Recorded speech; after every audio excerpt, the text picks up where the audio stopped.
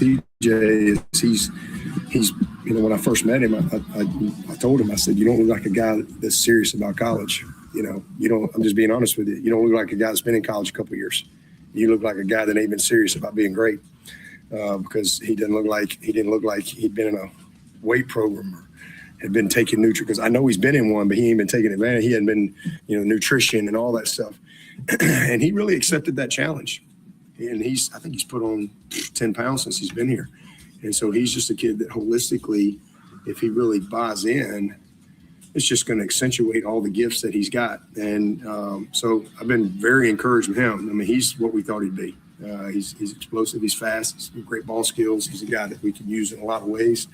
But he's really bought in. I think he realizes that for him to be the best version of himself, he's got to holistically become the best version of himself. He can't just be a fast guy. And so I've been really pleased with him. So can't just be a fast guy, in the words of Dabo Swinney there, as we do a little spring practice roundup on this Thursday, checking in with Clemson and South Carolina. Spring football, baby. The spring games will be here before you know it. Welcome into Wire to Wire. He's Diesel. I'm Cole Price, and so good to be with you on this Tolo Thursday. A big show coming your way. Diesel and I are getting the legs a-running in the very next segment. 40-yard dash, 1-year anniversary coming up next. We got to get into a little Hornets. John Whittle of the Big Spur, Daily Wires, Tolo Takeover coming up at 5 p.m. Big changes coming to bowl season in college football. Yerrick Stoneman of Greenville, a big show, but we start off with spring football, Diesel, and it's never the offseason when you have a guy like Dabo Swinney changing his tune a little bit, sounding like a different coach and saying that Chris Johnson Jr. looked like a guy that hadn't been serious about being great. Did that surprise you at all? Well, I'm glad that you mentioned that he was talking about Chris Johnson Jr. because I thought he was talking about us. You know, Cole and Diesel, they got to really commit to a holistic approach if they want to be the best version of themselves. We need to turn that into a promo.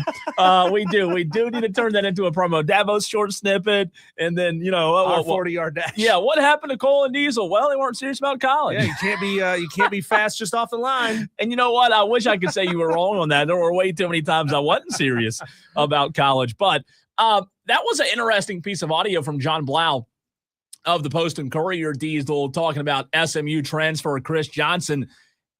Let's start with that on the Clemson side. I think that's one of the interesting parts of the transfer portal now in college football is you are getting guys in that didn't fit your mold. And for a guy like Dabo going out on a limb, using the portal a little bit more this year than he did last year, Diesel, it's interesting to see how strength programs and coaches will have to take a guy and transform that guy into what they want him to be. And maybe a little slight there at SMU for not having that guy prepared, right? Yeah, there was, Dabo's comments kind of ran the full gamut. He was out of shape and unprepared when he walked through the front door. To simplify it, he was out of shape and unprepared and uncommitted. I got him here. We liked a lot about him, and we really think now he's growing into the player that we want him to be, and we think he could be a really good player for us. So that was a masterclass right there in communicating through the media from Dabo Swinney. You were not committed. Now you're committed. You're doing the right things. We're improving you, and we really think that you're going to be a big player for us. And, I think that's just one of the variables that you cannot control that, when you talk about Dabo being anti-portal, and again, he did use it a lot more this offseason, but one of the things that if you were to ask Dabo one-on-one, Diesel, if you were to sit down with him and ask him one-on-one, one of the reasons, or hey, name a few reasons you're not in love with a portal, I would imagine that this is at the very top of the list, or if not at the very top, I would imagine that this is probably near the top of the list because you are able to cultivate and kind of mold your program the way you want it to be when you focus on these high school kids. You know what strength programs at the high school level are doing well, right? You know what a kid looks like that needs to come into your program. You know what programs aren't preparing kids. So if you're Dabo, one of the issues I bet he has off the cuff with the portal is this. Talking about Chris Johnson Jr., there's a big risk with this. There's a big risk because you don't know that he's going to now buy into what you want him to do, Diesel, with your strength program. If he's going to be the guy that you want your program to be, not just on the human aspect and whether he fits what your program's about, but from the physical condition aspect, well, it's a big risk. You know, there was a quote from Jerry Moore, ex-football coach at App State, who, won a couple of national championships, so I think he knows what he's talking about. He had a quote, what are you willing to give up to be great? And he said, then the next step is, what are you really willing to give up to be great? Because there's all kinds of players who will say, yeah, coach, I'll come in and do morning workouts and I'll eat right and I'll go to bed early and I'll drink enough water. But are you really willing to give those things up? Right. Are you willing to not essentially have the college player or the college experience of going out on parties on Friday nights and hanging with your girlfriends and chasing the co-eds across the quad? Are you really willing to give that up to be great in your 4 years here at Clemson? It's tough. It's tough for all of us. It's tough for all of us. And when it comes to just our individual health, discipline, everything, it takes a different level. I'm not saying that SMU's not on Clemson's level, right? But there's something there that Dabo saw, and I'm sure it wasn't just him. I'm sure other coaches saw it as well. So that's a big story. And good job on John Blau with the Post and Courier for having that piece of audio there, Deez. Speaking of discipline, knowing that you and I were going to be running today, what did you have for dinner last night? Last night, I had a fruit cup from Chicken Salad Chick right here in the parking lot. Okay. And a few pecans. That's your dinner? That was it. Oh, yeah, you have way more discipline than I do because I had pizza and chicken wings. But I'm strict right now, though. I'm strict on. This morning when I stepped on the scale, I was as low this morning. I had an all-time low this morning since senior year. You know how like when you're senior year of high school, you're probably in good shape, then you transfer freshman what, 15? Freshman 15. So you put on weight. So I don't know how much I weighed as a freshman in college. I know I put on weight. This morning I was 184. I started at 220. Okay. So I'm down 36. Wow. And that was an all-time high this morning was 184. So that So JB, your guess there that I'm going to be a 1/10 of a second faster than Cole, you're way off, pal. But I don't know way though. Off. That doesn't translate into conditioning and running. I don't run like this a lot. I don't know what I'm going to put up. Yeah. So you're going to be competing at 29 years old? 29 years old. I think so. Height 5'9", you said earlier. 184. Yeah. I'm going to be competing at 41 years old, 6 feet tall, and two. You about to me spit my water out. Yeah. Took a drink of water at the wrong time. If anybody wants to do the math, Cole, you've got me by roughly 40 pounds. Well, I didn't. Like I said, I was 220 last summer. So I was I was considered obese. I was. That's what ChatGPT told me, at least. Are you on that Brozempic? No, I'm on the eat fruit cups. Zins and No, I don't do Zins. I never have. I can't Zin. I tried a few times, but it doesn't do anything for me. Have you tried Zins? I've never done it. It's not I don't know. I know people that are just live by them, swear by them, but I can say I've never done Zins, and in my entire life, I've smoked one cigarette. That's it, just one, and I hated it. So, and that cigarette was 5 minutes ago. Yeah, no, I'm going to do it right before I run. The nicotine. Give me a little. There might be truth to that. I don't know. Let's go to the phone lines before we dive back into spring football. 844-326-3663. Kevin Inman wants to weigh in. What's up, Kev? What's up, fellas? Hey, man. Oh man, what we competing at these heights and weights, man? What y'all got going on? 40-yard dash. Yeah. You got any advice for us? You're I guarantee you're faster than both Cole and I. You were a big, not like big. You were a big-time athlete in high school, so you head start on us. In high school, I was 6'3", 6'4", probably about 325 when I graduated. Wow. Ooh, so my senior year, we was after the season, we just out running and just still staying in shape. So we ran 40s. I ran a 4.96 at 325. 4.96. Oh my now, God! At what weight? At 6'4", 325. Wow! Oh, that's impressive, God. Kev. Yeah, that's impressive. Your boy is 6'4" and about 255 now, right? Yeah. Right. Let's take that 40 and the 4.96. It might be a 6.94 right now. Oh yeah. What do we want to multiply by nowadays?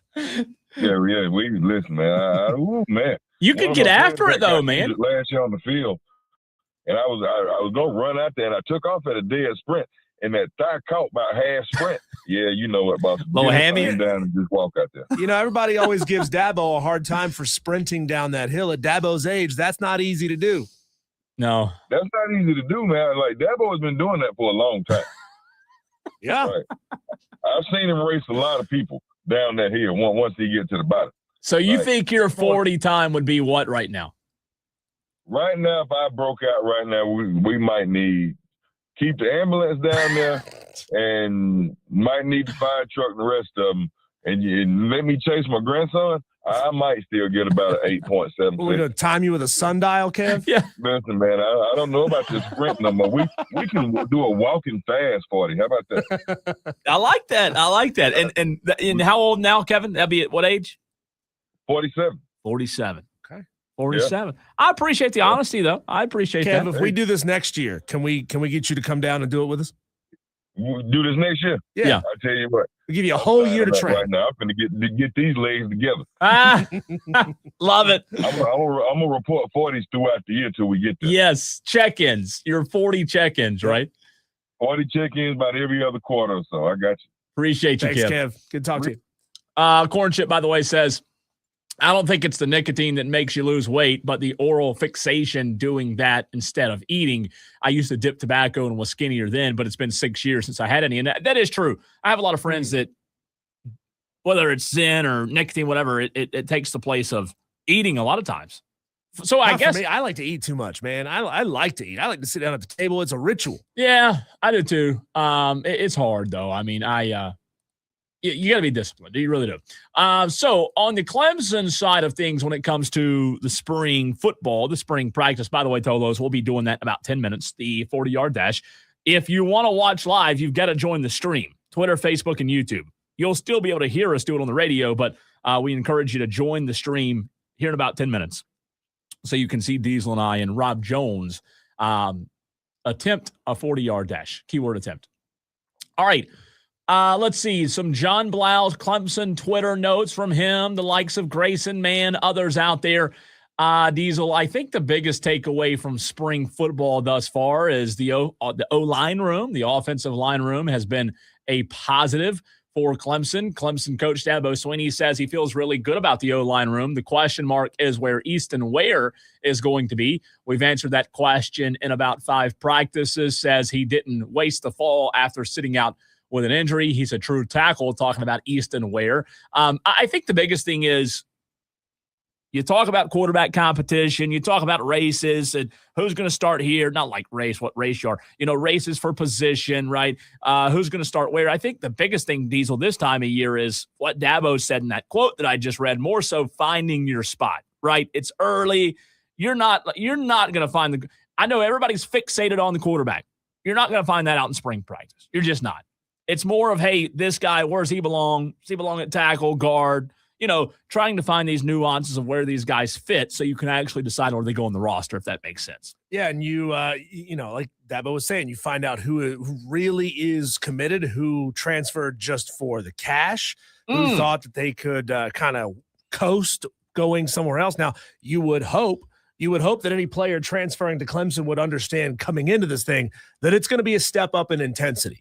I mean, it's not to impugn SMU or other schools that these guys are transferring from. You'd hope. But, those are not necessarily thought of as annual college football playoff contenders. Yeah. Clemson is, even though they, haven't you didn't have the results last year that they wanted or the year before, even though they did get in. So it's a step up. And I think Dabo has added the intensity at assistant coaches that will bring that new level of intensity. Get up. Yeah, get up to this team. Quick scoring update. Oklahoma leading Florida right now, 77-50. Looks like the Florida Gators will be heading back to Gainesville here in just a few minutes, happening right here in Vegas. The games will start getting better. You got to weed out these bad teams. Sorry, Florida, but you're 5-11 in the conference. What about on the receiver front for Clemson, Diesel? Dabo Swinney on Clemson's freshman trio at wide receiver. Dabo said, All three of them can really, really run. We hit on them. It's an elite class. They're not elite college football players yet, but they're elite talent. He also added that Naeem Burrows is just a special football player. He can do anything. He can play anywhere. You also have the interaction now with Chad Morris, Diesel, that new element, right? Talking about Chad Morris with the receivers, with the quarterbacks. Dabo talked about Chad interacting in the quarterback room and said he's a fireball all day, every day, talking about Chad Morris. Them getting used to his personality, his mode of operation, that's all new to them, but it's been fun. They've handled it well. I do think that's one of the more interesting storylines, Diesel, with Chad Morris, the new OC, OC at Clemson. Seeing what's different, and we'll have to ask Grayson Mann this next time we have him on, seeing what's different in practice from an energy standpoint, operation standpoint, with Chad Morris, Diesel, compared to what it was like under Garrett Riley. Not saying that translates to wins, but obviously Dabo pointed out the energy there with Chad Morris. He said he's a fireball all day, every day.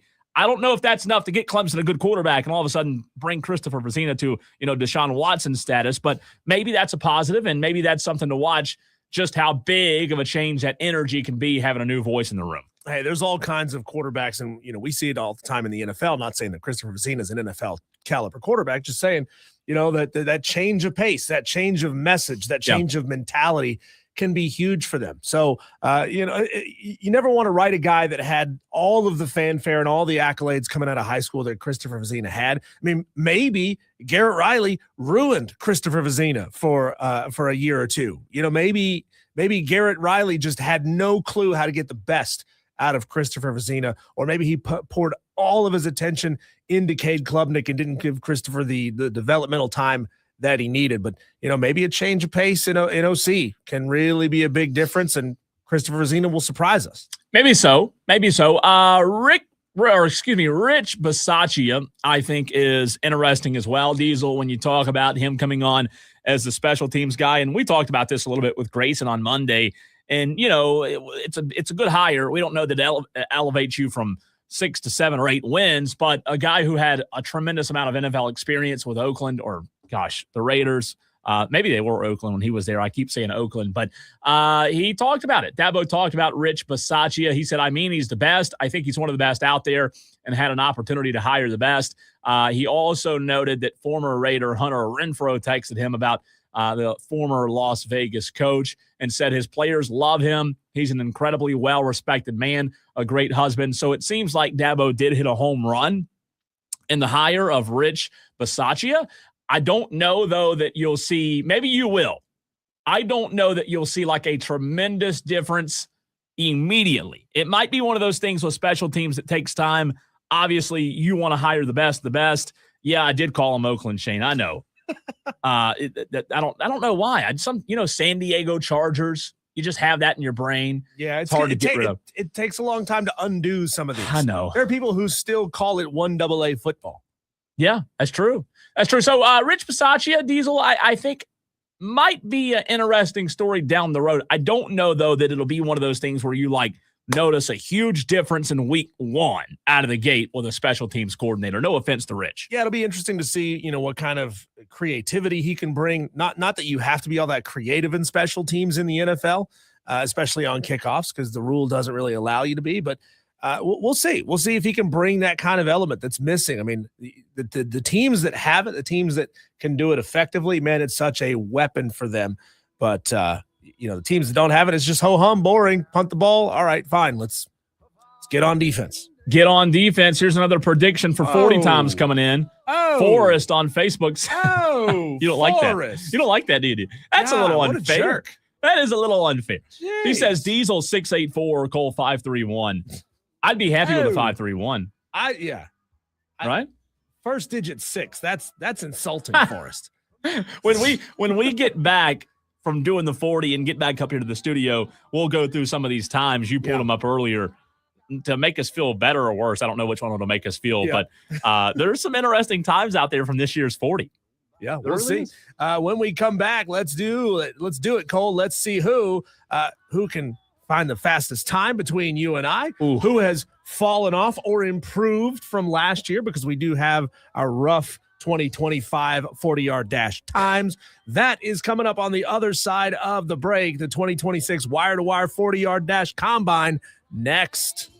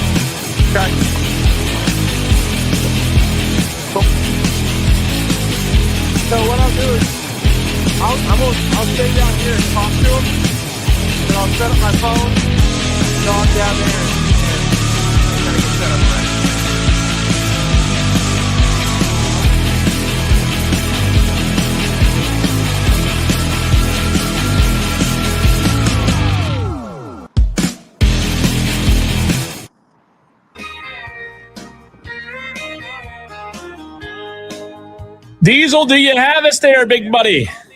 Loud and clear, Cole Bryson. All right, Beautiful so I'm sunny gonna. day in the parking lot. Life is good. It is pretty, man. Let me see if I can get you full screen on this thing here. How about that? There we go, full screen. All right. So You're live. You hold it Mhm. down. I'm going to come downstairs after I use the restroom, get something to eat, stretch. I'll be there in about 15 minutes, okay? Okay. Whew. All right. So our distance, Tolos, is from this light post right here to just past that gray Jeep right over there. So we're going to start down there, run this way, see what kind of speed we're able to get. And 40-yard dash time here on the wire-to-wire combine for 2026. The question is, can we even approach the times that we had last year? That I didn't bring my sundial for you. Oh, you know, that's rude. Rob Jones, by the way. Let's see if we can get Rob Jones on the screen here.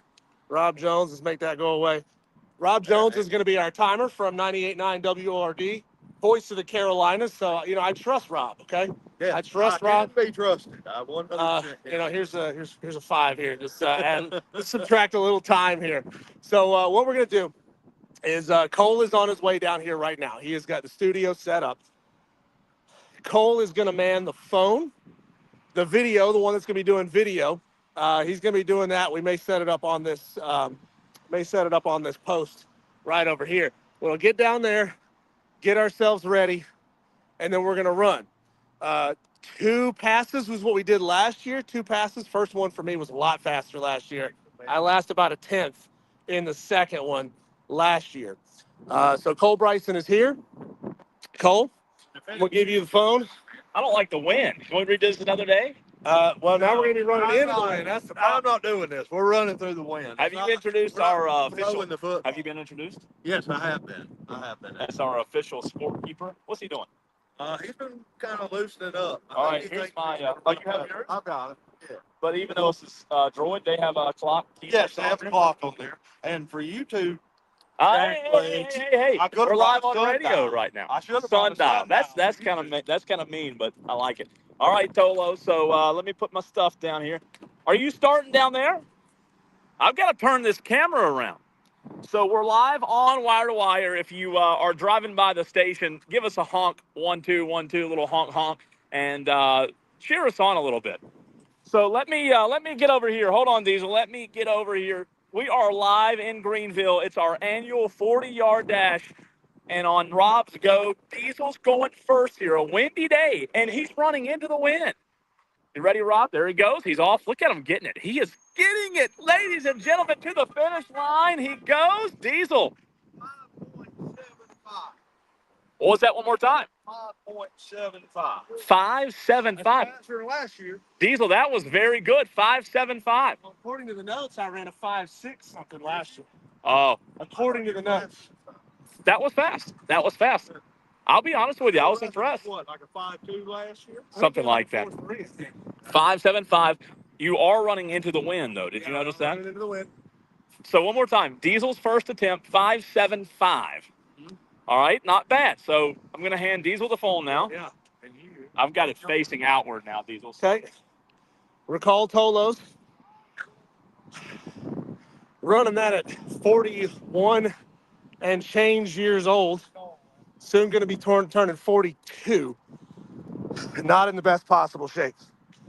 But we do what we can. Spent the off season getting ready for this event. He told me he didn't. Wait. He's trimmed weight since last year. He told me that he didn't. But He's ready. he hadn't been practicing. From the Odyssey sign on the door. So you got to back up 1 space. I know you were. All right.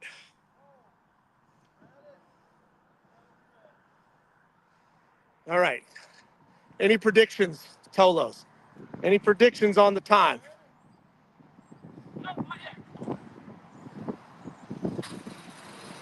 He's trying to figure out which leg he wants to push off of. He's here we go. Go. Dig, dig, dig, dig, dig, dig, dig. Dig, dig, dig. 561. 561 for Cole. 575 for me. Yes. I went good. 561. You lost 0.3 of a second from last year. First 10 yards was slow. Well, It's the wind. it is. I think we're running uphill too. So That's good. if you want to do the next pass, make it even, and go against I think them, yes. Okay. do that. All right. Let's do that. So Cole, you head that way. I'm out of breath. Whoa, Tolos. 575. That was not good. That was not a good show in there. I'm kind of disappointed in myself. I'm not gonna lie to you. So now we're gonna run with the wind, and it is a windy day out here. It is windy. You should be a little better on this second one. You're looser. Hope so. You're with the wind, and I think you're a little downhill as well. Look, Seems like it. look at the pavement there, Diesel. I think you're downhill here. I like this track. Ooh, out of breath. Are you going down there? Or you staying? Oh, I'll go down there. All right. Diesel attempt number 2. Coming up. Yeah. Here we go.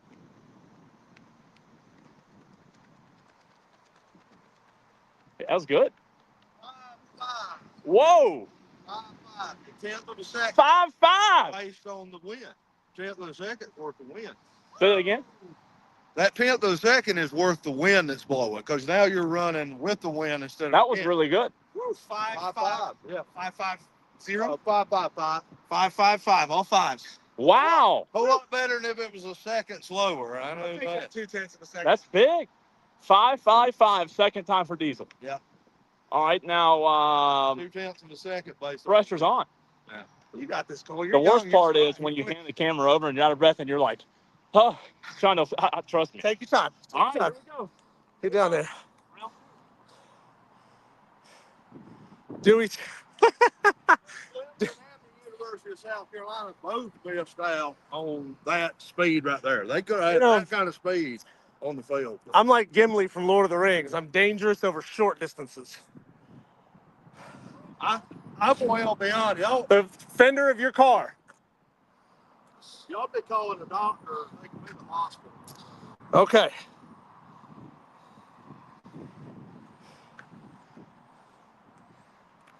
Here we go. Pass 2 for Cole Bryson. Ready.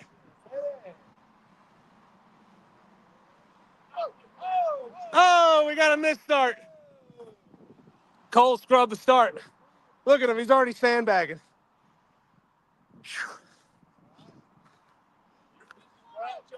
Hey, the finish line's right here, Rob. Finish line's right here. Oh, finish line's right here. Okay. Attempt number 3. Oh, he stumbled out of the blocks. Oh, Bryson. 5.49. Woo, 5:49. Say that again. 5:49. 5:49. Good job, Cole. You stumbled out of the blocks. How are you slower after losing 30 pounds? That's a good question. It's not fat, it's power. I guess so. You know? I have no What do they idea. call that? Inertia. What was that again? Inertia. Inertia. When you have the size. Yeah. All right, Yeah, you're what'd making my keys so we can get back. What'd you call me? Inertia. What's that mean? So 5:49 to recap, Tolos. 5:49 for Cole is his fastest time. 5:55 for me was my fastest time. I got 0.06 seconds on you. Don't forget your water bottle. Oh, that's not me, but I'll take it. All right, Tolos, there you go. 5:49 for Cole Bryson at age 29. 5:55 for me at age 41 3/4. So, I think that's yours. Oh, it is. All right. Let's get ourselves back up here to the Fan Upstate studios. And see if y'all got the breath to do the rest of You know, if this was an episode of Survivor, I would have just crapped my pants. I don't have any keys. Oh, yeah. I was wondering. All right, Cole's back in studio. I'm back. I'm going to sign off here on a phone. Cole? I'm back. Oh my gosh, I'm disappointed in myself there. Let me breathe. Ready? Ooh. I am very, very disappointed. Man, that was rough. What was it, 549? I think 549 is no. What was mine? 549. 549. 549. I'm disappointed and I'm out of breath. Rob, come in here. I'm not happy with Rob Jones right now. Can we get a new clock operator? All right, Rob, what mic are you on? All right, Rob. Got me? Hang on, let me get. There we go. We're good. We're good. It won't stay up where I can stand up. You have to get on your knees. Yeah, that's nice technology. Now Diesel and I both just grasping for air here. This is great radio, right? It feels nice to come back in the air conditioning. Goodness gracious. It does. It's 77 degrees outside, nice and sunny. Adverse conditions, though. It's warm, Pavement's a little sticky. Last year I was a big fan of Rob Jones because of the time. This year, not a big fan.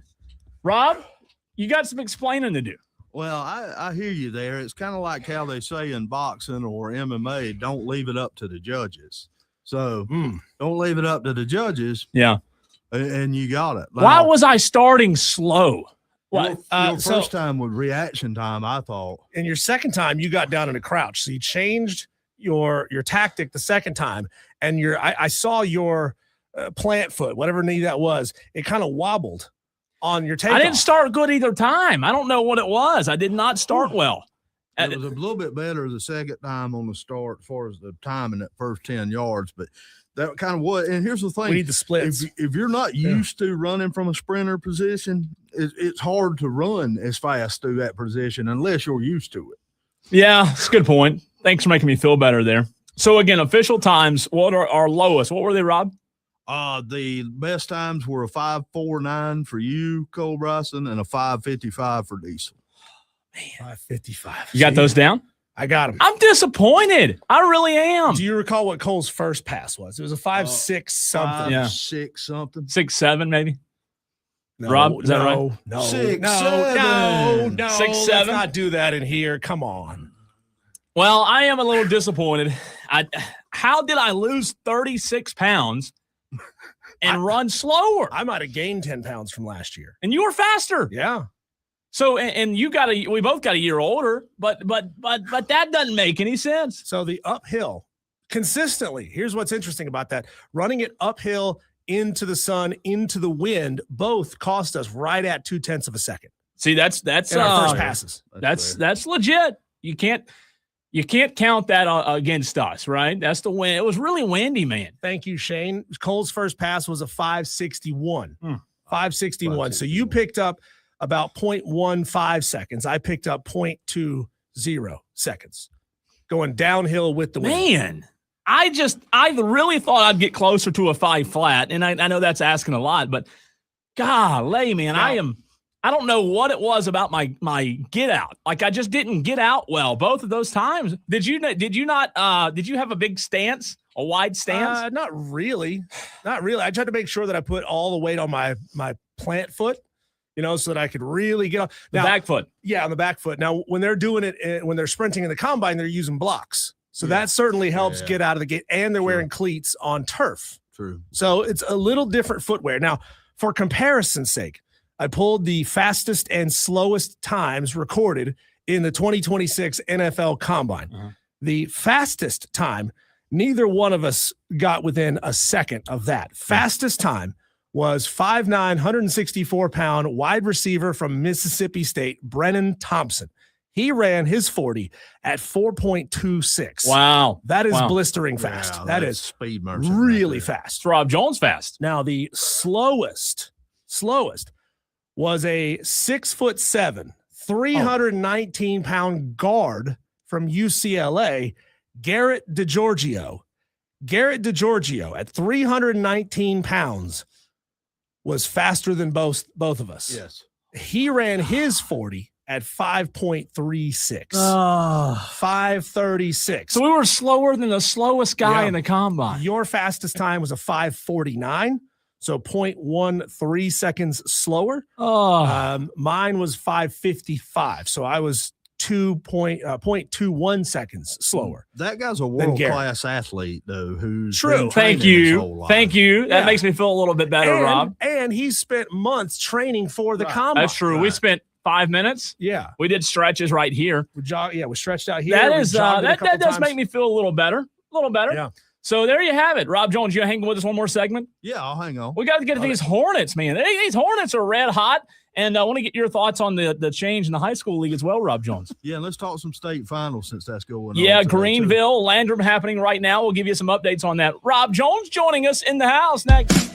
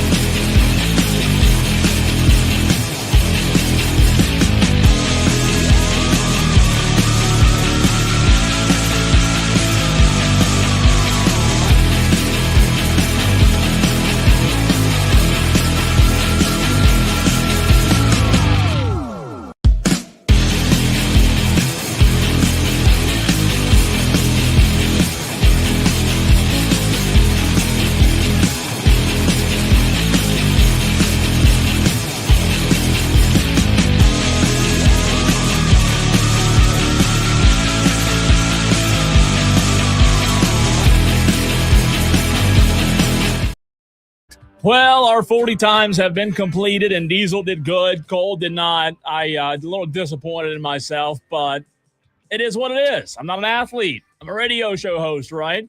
And Rob Jones is what, a lot of injuries, or a lot of players blame it on injuries. I'm going to blame it on Rob Jones this year. Okay. So just so you know, Rob, you're to blame. I've been blamed for a lot worse than that. Yeah, no doubt. No doubt. Welcome into the show. He's Diesel. I'm Cole Bryson. Rob Jones, our official scorekeeper, sitting in with us one more segment. Real quick, guys, how about those red-hot Hornets, Rob? I don't know if you saw last night, but I texted Diesel, right in the end of the third quarter, fourth, or late in the game sometime, Diesel, and you and I talked about it yesterday. Boston, a really good team, right?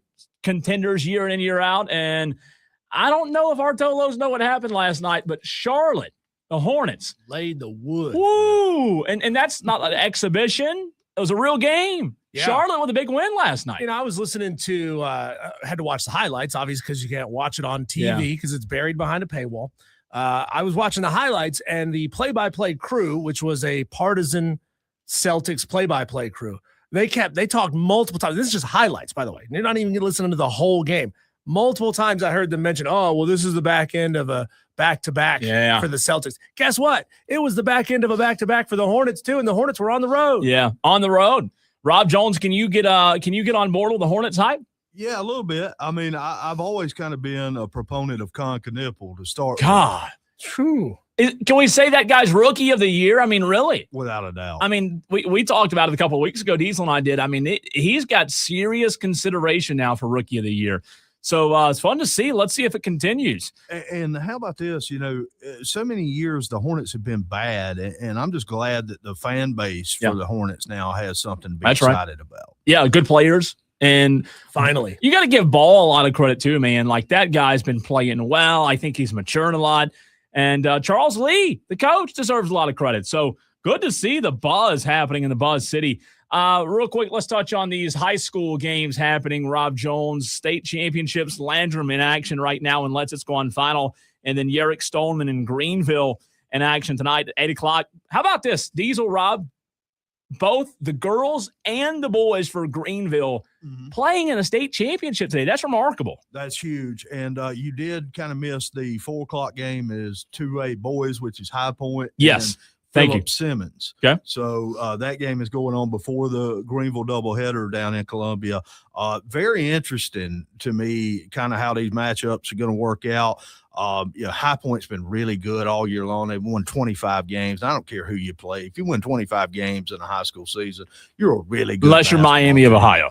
Well, yeah, that's college, though. That's a little different. I know, but Diesel and I have had that conversation, with them maybe not making the tournament, So on that front, I suggested that the NCAA put in a rule that if you win 30 games, which Miami, Ohio probably will before it's over with, and you lose in your conference tournament, that you still get in the tournament for winning 30 games. I like that. But if you win 30 games, man, you're a good basketball team. I don't care. It's funny. This whole conversation about them started when Bruce Pearl started talking about how they maybe shouldn't get in because they had a really, really weak strength of schedule. Yeah. All of this started from Bruce Pearl. And it's fascinating because, sort of the same thing happened leading into the NCAA, into the college football playoff. I mean, people were probably fine with Tulane getting in, but James Madison getting in, that was the straw that broke the camel's back, that got all these pundits talking about, are we sure the G5 even deserves to be in this thing? And then it picked up steam. I'm glad that in college basketball, Bruce Pearl doesn't seem to have that much influence to where he can get that narrative off the ground all by himself. Well, the other thing to that is I think people would rather see a 30-win team from the MAC, the SoCon, the OVC, than to see an 18-19 win team from, the 10th team from the Big 12 or whatever. Give me a team that knows how to win over a team that has talent but hasn't been able to put it together. And Ohio State, Rob's a good example of that. We were talking about that earlier in the week. Diesel said they were 2-10 in quad one games. And in the latest Joe Lenardi bracketology, Ohio State was on the bubble. So think about that. Let's say Miami of Ohio lost the conference tournament and they left them out and put an Ohio State team in that's 2-10 in quad one. Yeah. That is a shame. It is a shame. I mean, it really is. I agree. What were your thoughts on the big news earlier this week, Rob? And Diesel and I touched on this as well. Dr. Jerome Singleton has retired after pressure from the state. They are not going to abolish the high school league now. The state's not. They will put 2 members from the Senate on the executive committee and 2 members from the House of Representatives as well. Your thoughts on big news for a guy that was in charge of the high school league for 20 years? Yeah, so they've killed the bill now. They are going to put some state oversight on there, as you mentioned. So to me, number one, I've always had an issue, and I'm not, you guys know me, I'm never going to say we should get the government involved. Hey, well, I know what we'll do. We'll let the government have control. Like, generally, that's not a good idea. However, to the flip side of that, for me, when you're carrying the state's banner and you are the state governing body of anything, you have to have some state oversight. There has to be somewhere where the buck stops, and they didn't have that before. And also, the high school league is set up as a 501(c), so they weren't paying taxes either. So this move, to me, I like it. If it's done right, Cole Bryson, if they execute, which is a big if, but if it's executed correctly, this could be much better going forward with a little bit of oversight, I think, going on. I was really wanting them to abolish the whole thing and build it back with the proposed 11-member board, 4 elected officials, and then 7 appointees, because the people I want on that board are the people who have done this before, have a background in athletics, have decades of experience, have been coaches, have been athletic directors, things of that nature. I don't need the state representative from Lexington County who couldn't even make the high school team to tell me what we should be doing. But now that's a concern now, and we've talked about this on multiple fronts with other things, Diesel.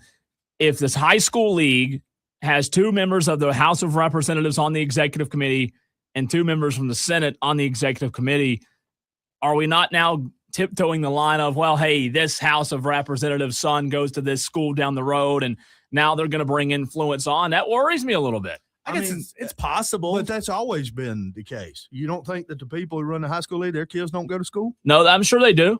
But I just wonder if the reason I'm saying that is there's an agenda being pushed from somebody to abolish it. Now they're keeping it. Now to have these 2 and 2 on the executive committee. My worry is, what's the agenda? Well, as always with everything, follow the money. Who's going to benefit from this financially? Who will this move give somebody some extra money? And it sounds as if they were running as a 501(c)(3 non-taxed entity, state says, you know what, they're making a little bit of money over there. I'd like to make some money off of that too. I'm sure the state puts money into athletics as well. So they want to recoup some of that instead of it being just an expense on the budget sheet. Well, and here's the thing too. There's several things in 20-year tenure that Jerome Singleton has been a commissioner that you could point out that were mistakes. Well, nobody should be. The first mistake is nobody should be a commissioner for 20 years. I agree with that. You should rotate off. Right. The second, one of the big things to me is the way they've started doing the upper state basketball finals. And look, it's better than it was when it was in Florence. That, to me, that's the biggest stain on Jerome's tenure, is that we played upper state basketball finals in Florence. Sure. We should have played them in Atlanta. It would have been closer to play in Atlanta for the upstate team. Wren and Travelers Rest went all the way to Florence to play each other. Yeah. I mean, that's asinine. It doesn't is. make any sense. It is closer in Atlanta. That's hilarious. Next time, let's 2.5 hours. I tell you what, we'll play in Charlotte at the Spectrum Arena. Yeah. It's true. When the answer is clearly right there, play the upper state at Clemson, play the lower state at South Carolina. I love the Wofford. It's not that hard, right? Yeah. Wofford this year. I like it too. Some of the teams. What I don't like is putting these games in high school gyms and cold. It works in some places, but you saw that it didn't work in others. No. And the other thing is the high school league's not paying anything for those high school gym usage. You're right. Good stuff, Rob. Yeah. Appreciate your clock work, even though I dropped in time. Well, yeah, we'll do, we'll run it again tomorrow, Cole. Let's see if we get it. No, I'm good. I'll pass. When we come back, Tolos, yesterday we had a phenomenal conversation with South Carolina women's basketball head coach Dawn Staley. She was driving up this way to get to Greenville and get herself ready for their team to play tomorrow. If you missed it, we're going to bring it back to you again next. Dawn Staley of South Carolina right here on the Fan Upstate.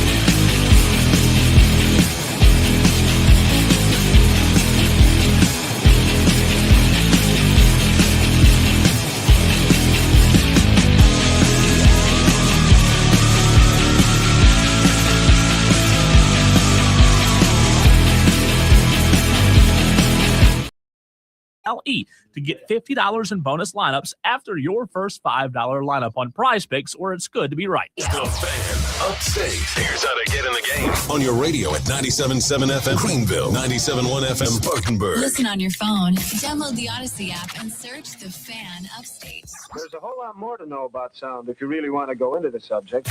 Your smart speaker. Just say play 97 The Fan Upstate.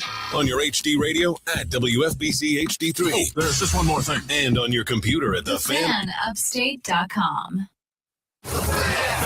Upstate. WFBC HD3 Greenville, W249EL Greenville, W246CD Spartanburg, W2CXDL Anderson. Upstate. And Odyssey Sports Station.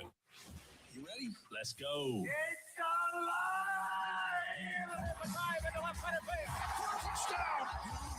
From the fields to the courts and the gridiron to the tracks. Electrifying sports talk from start to finish. You're going wire to wire. With Diesel and Cole Bryson. On The Fan Upstate.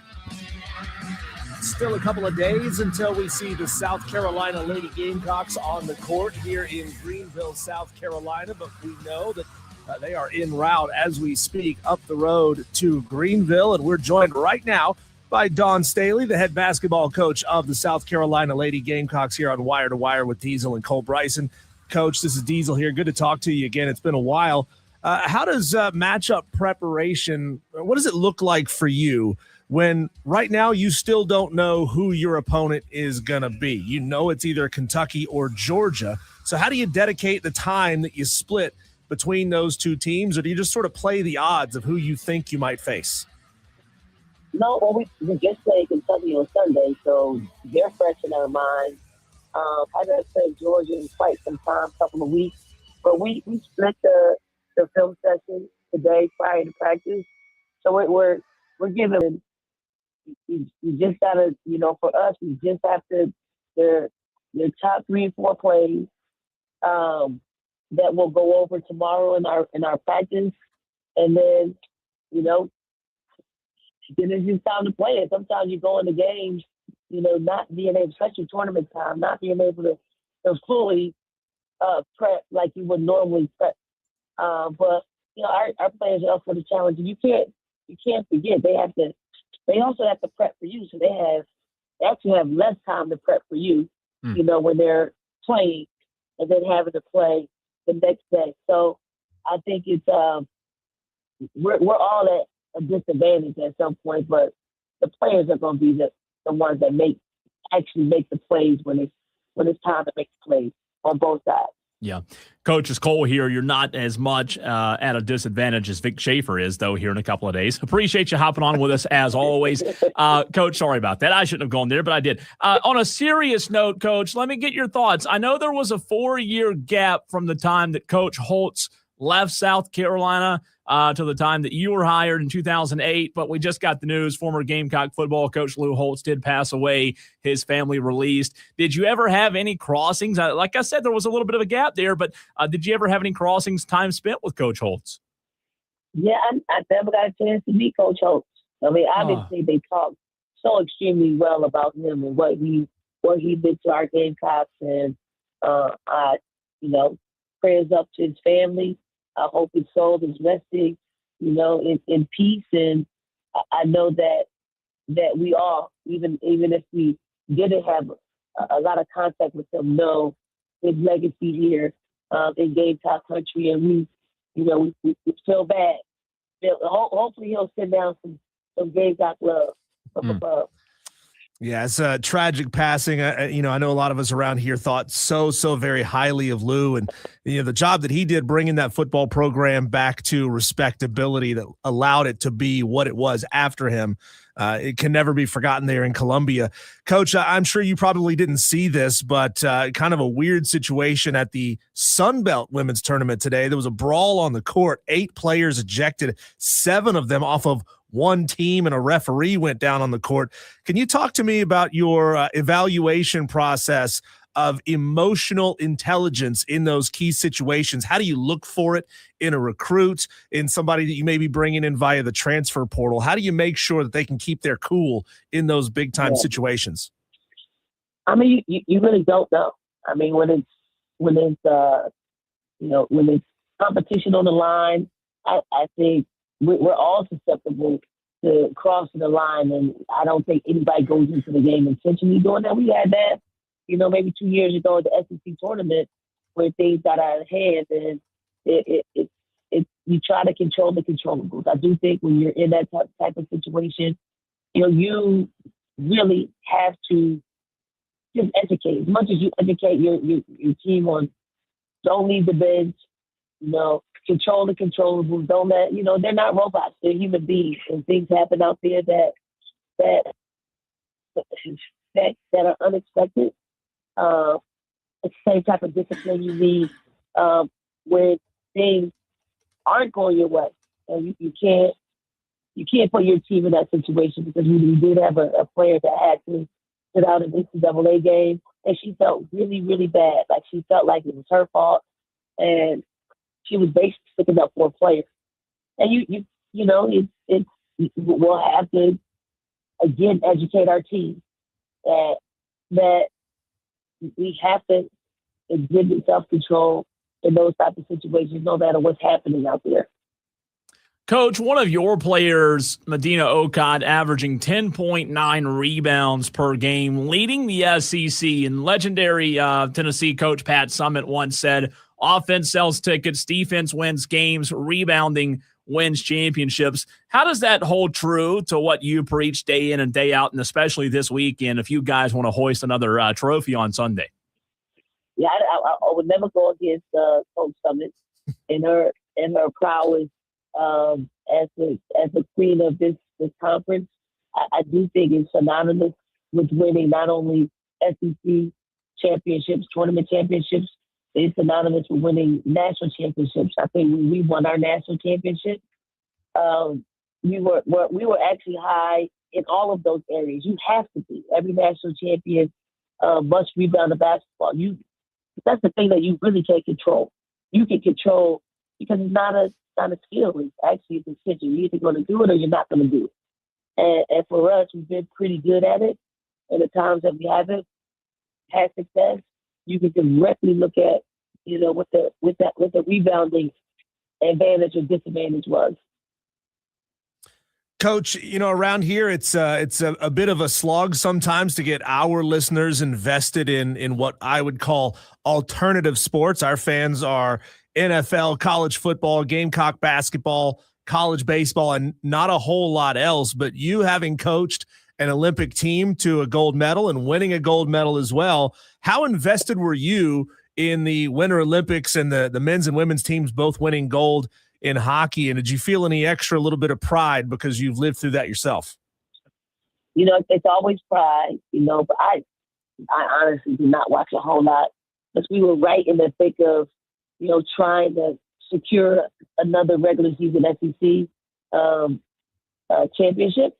And I didn't, I had to live vicariously through social media to keep up with everything. It's one-stop shopping when you're looking at social media. So I did keep up through that. But anytime that you participated in an Olympic game, even if you haven't, it does unite the country, because you want your fellow Americans to do well and create history. And that's what our hockey teams were able to do. Coach, a little bit of a format breaker here, because these are the important questions the fans are dying to know. Your ladies are on the way now on the bus to Greenville, and this is a two-part question. If in a few minutes you guys are fortunate enough to stop at the Quick Trip or the 7-Eleven or the Circle K, I want to know, this is a two-part question here. What is Dawn Staley's go-to snack, candy, and drink? You get 3: snack, candy, and drink. And then the second part is, you've got one of the best associate ADs in the country in Diana Koval. What is Diana Koval's go-to snack, candy, and drink? Well, I'm gonna go with mine. Okay. I'm probably gonna get I like cherry wine. Ooh, that's good. I like cherry wine. That's my drink. My snack when I'm out of season, though, because I don't eat any fried food during the season. Okay. I won't get a Doritos. Okay. For sure. Yeah. For sure. What flavor? Probably my Regular. Oh, nacho. Just regular. No, I don't do the extra original. I want the original. Okay. No Cool Ranch. Yeah. No. Okay, and then my candy, hot juice. Oh, those are good. Yeah. Those are Mango. good. Yeah. Mango. I like that. What would Diana Koval get? Diana, shit, I'm gonna say water. Right? I've never seen Diana snack. Really? Wow. Yeah, I've never seen her snack. I would say some chips. I don't know what kind. She doesn't, Diana's probably some Lay's, plain Lay's. Candy, I don't even think she eats. I have never seen her eat candy. Wow. So I'm gonna tell her to get some hot chews so she can give them to me. Yes. How about that? I love it. Well, now that we're deep in the weeds here, and I know that you're a Cheerwine fan now. What is your opinion on Cheerwine barbecue sauce? Because there was a restaurant across the street from our radio station for years that had Cheerwine barbecue sauce. I thought it was pretty good, but I was torn on it back and forth. Have you ever had the Cheerwine barbecue sauce? Look, I don't even eat meat, so maybe it would have been nice on some salmon. I do eat seafood. Oh, okay. I'm thinking it would kind of be nice on some salmon. Throw some hot honey on there. I think we got a combination of probably not what you were expecting, but could turn out pretty good. I love it. Coach, I heard you talking about this in an interview not long ago, but there's so much made about Raven Johnson and what she can do on the court offensively, with her ball handling and obviously scoring the basketball as well. But there's just not enough emphasis put on what she can do defensively. And you've talked about this before as well in recent weeks. But when you look at her as a defender, what separates her from the other guards in the country in your mind defensively? Well, truly, and I've watched this, for 5 years. The first year she didn't play, but the time that she played up until she got hurt. And then the next 4 years, Raven does not like when anyone scores on her. I'm talking, we got male practice squad called the Highlighters. She does not allow them to score on her. And when one of them, just gets so lucky that they score on her, it pisses her off. It pisses her off. She's a great communicator. Like, she's a super great communicator. She got long arms. People don't realize how much, length that she has in just her 5'9" frame. Like, she probably got 6'2" arm wingspan. She uses them. She's just really savvy. And it's not just her on ball, it's her off ball. It's her ability to time. Like, she gets block shots, jump shots. Like, it's hard to block a jump shot. But because she's able to keep someone in front of her, and she just plays with a love for defending. You had for her, and it's natural. Like, some people really have to work at defending. It's what she naturally does.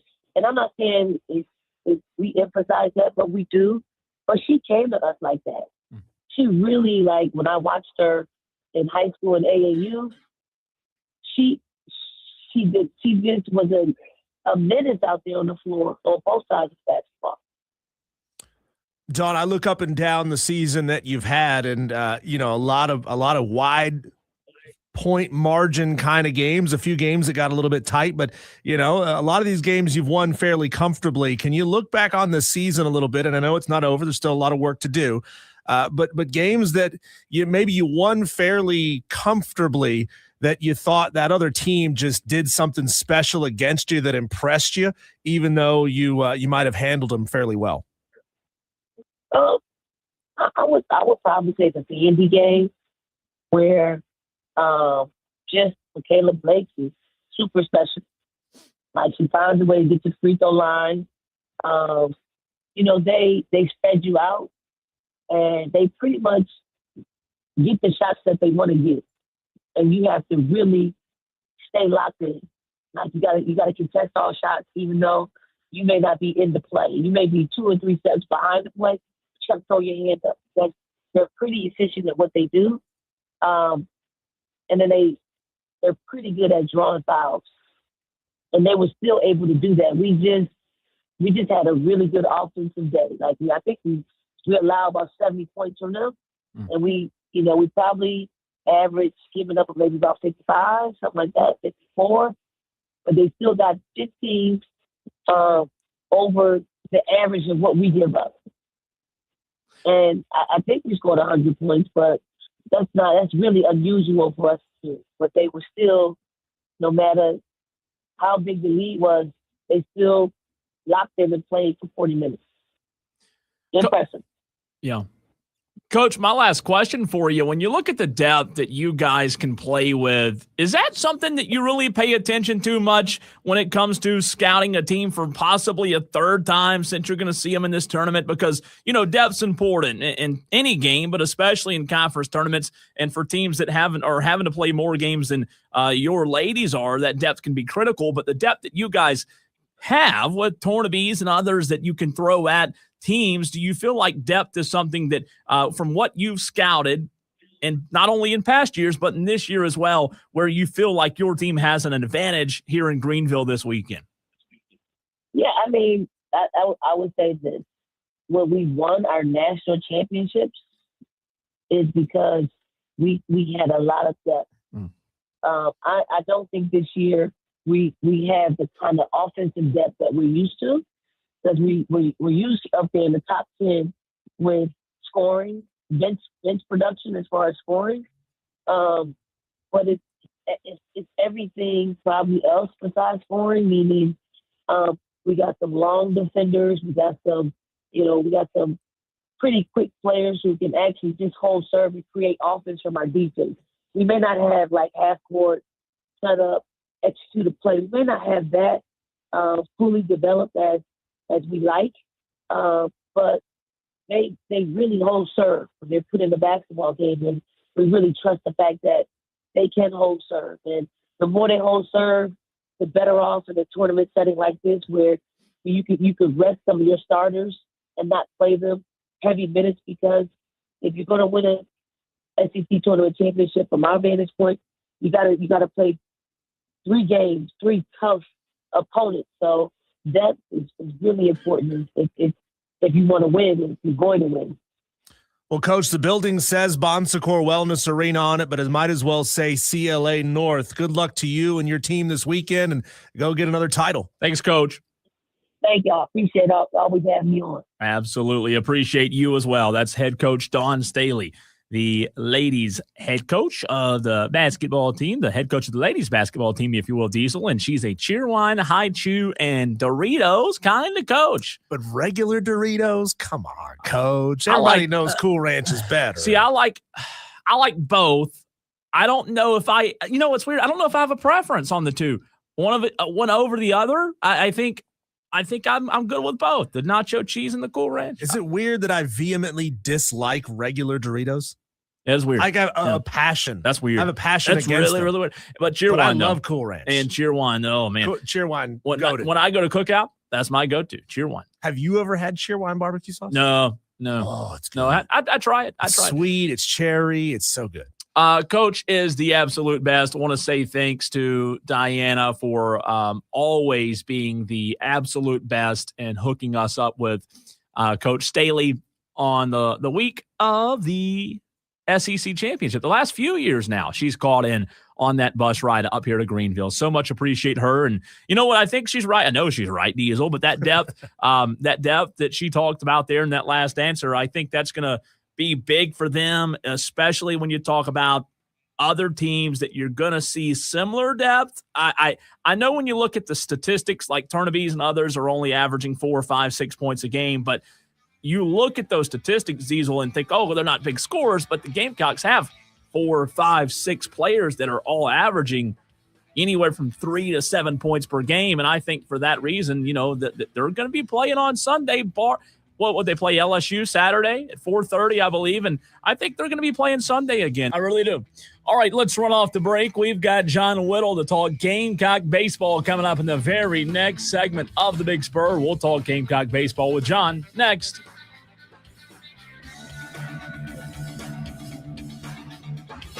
The Fan Upstate on Odyssey, TuneIn, and now suited up on the iHeartRadio app. Wherever you listen, we bring the game. Tolos, it's Diesel here for Ingles Markets, and I want to thank them for their generous sponsorship of our